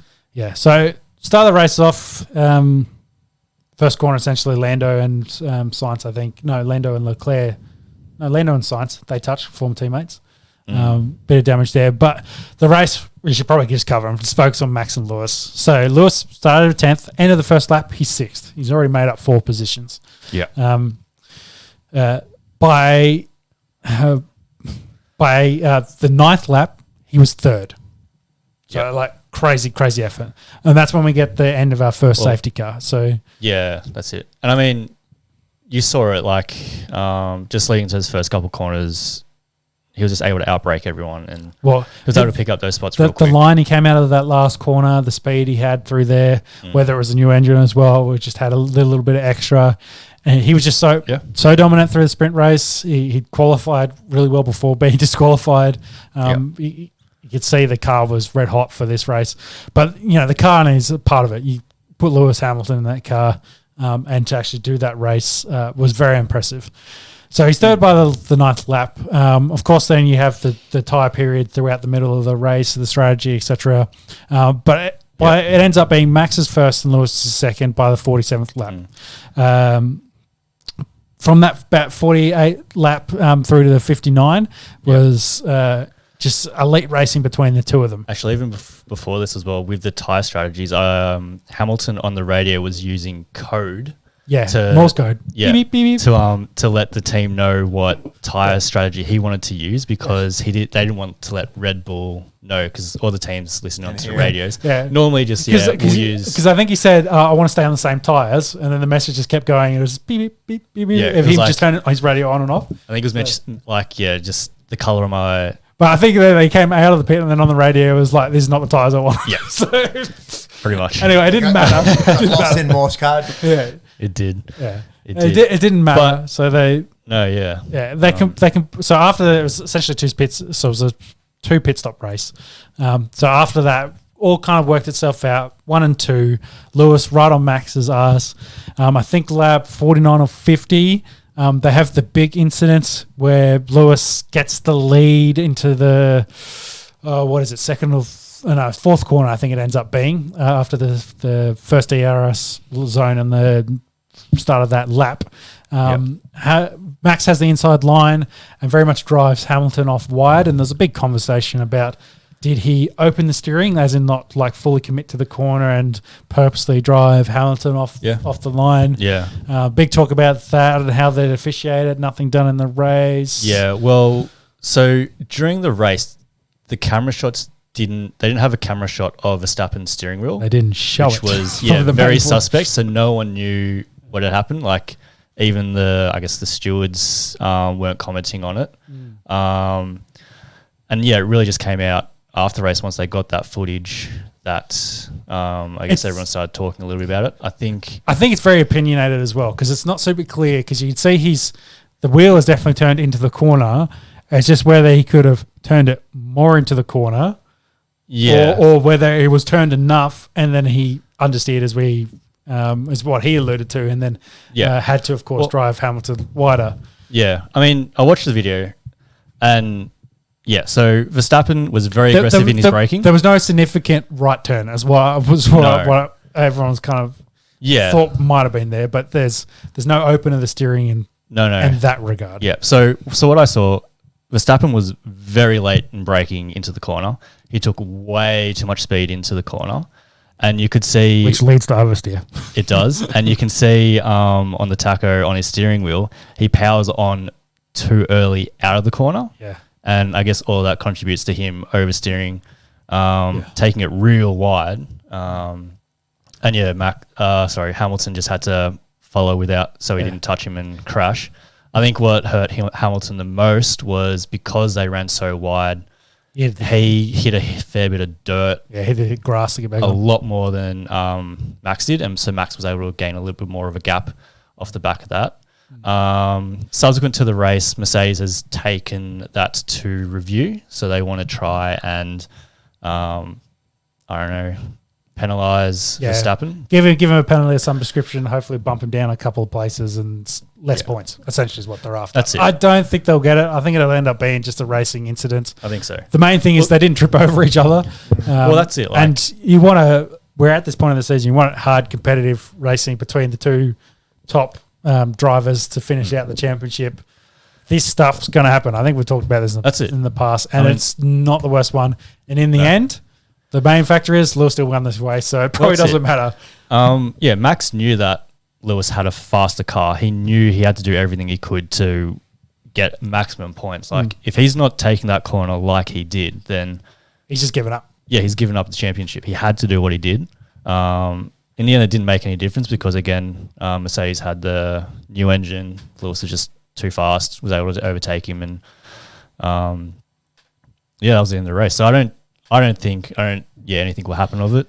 I agree. It'd be pretty dirty if something did. Yeah, because they're in Qatar and they've just done P1, which had some very interesting offs. A lot of guys running a bit wide in that, so it was a bit interesting. I did see some of the highlights back before the race. It did look it was a bit dusty, a bit sandy out there. Yeah, they were blowing some stuff off. But in their opening press conference, I asked Lewis what his thoughts are, and he's like, "I won." Yeah. So that was his answer. Like, it doesn't matter. Like, it was a racing thing, it happened, but I ended up winning, so it doesn't really matter too much.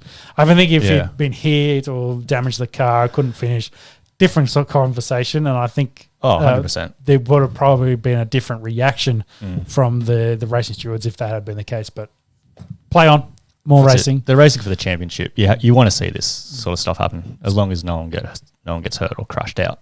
For the casual fan, how does he come from that far back in the grid? Is he just that good, or the manufacturers are that good? I think it's both. I think on the day they had the right car, but then you put the 7-time world champion in that car as well. Like, they can do magic. So in total, he overcame 25 extra positions they gave to him throughout that entire weekend. So it's impressive. It's just the talent of him as a driver. There's a reason he's won 7 championships and also close in for his 8th.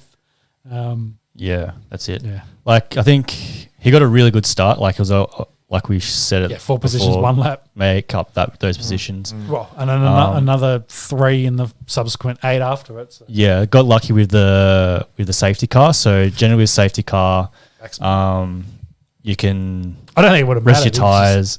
Or so quick. Yeah, your tyres are fresher. After that, you can save fuel, so you can obviously drive a lot more aggressively after the safety car because there's fewer laps to actually race. Newer engine, you'd suspect, would have more horsepower than normal. And just a couple of extra, working a little bit better. Mercedes is always known for like their top line speed. And the track didn't really have too many big corners in it. No, but it really lent itself well to that high speed, especially on the straight coming off the last corner with the DRS there, and then leading into the following DRS zone into the 3rd and 4th corner. So it was a good track for them for that. Yeah, good start for them, which makes sense as to why they would want to take a new engine now. Yeah, leading into the last few races, like this is a race that they needed to win. Yeah, and Verstappen did his a couple of weeks ago, so he's got to make do for the rest of the season. Speaking of which, they're in Qatar. The P1's done. Max was top of the charts on that, and Hamilton was very close behind. So, excellent race to come in Qatar in the coming days. The other core kind of battle we've been tracking, of course, is Daniel Ricciardo and McLaren versus Ferrari. Ferrari had another good week. I think they finished 4th and 5th, whereas Ricardo out of the points and Lando was down the bottom. So they've been struggling a lot. They've got a 30-point a deficit they got to make up if they want to compete with Ferrari for that third spot. So we'll see how that goes. But to finish this off, what's the difference? I think it's 14 points between Max and Lewis currently. Yeah, 14. So Max is on 332.5 and Lewis is on 318.5 with 3 races to go. And constructors, you just had that down below. Yeah, so constructors, it's 11 points between Mercedes and Red Bull. 3 races go, very, very close. I think it's the main thing. Both are hotly contested. Definitely. Final F1 news, which Giovinazzi racing for Alfa Romeo has been dropped out of his seat. Unfortunate for him. No idea how I'm going to say that name. Perhaps you want to do that for me? One show. Yeah. Nicely done. First Chinese driver. He's currently second in F2 behind our boy Oscar, the Aussie, which is a bit unfortunate because I think he's the backup driver for Alpine next season.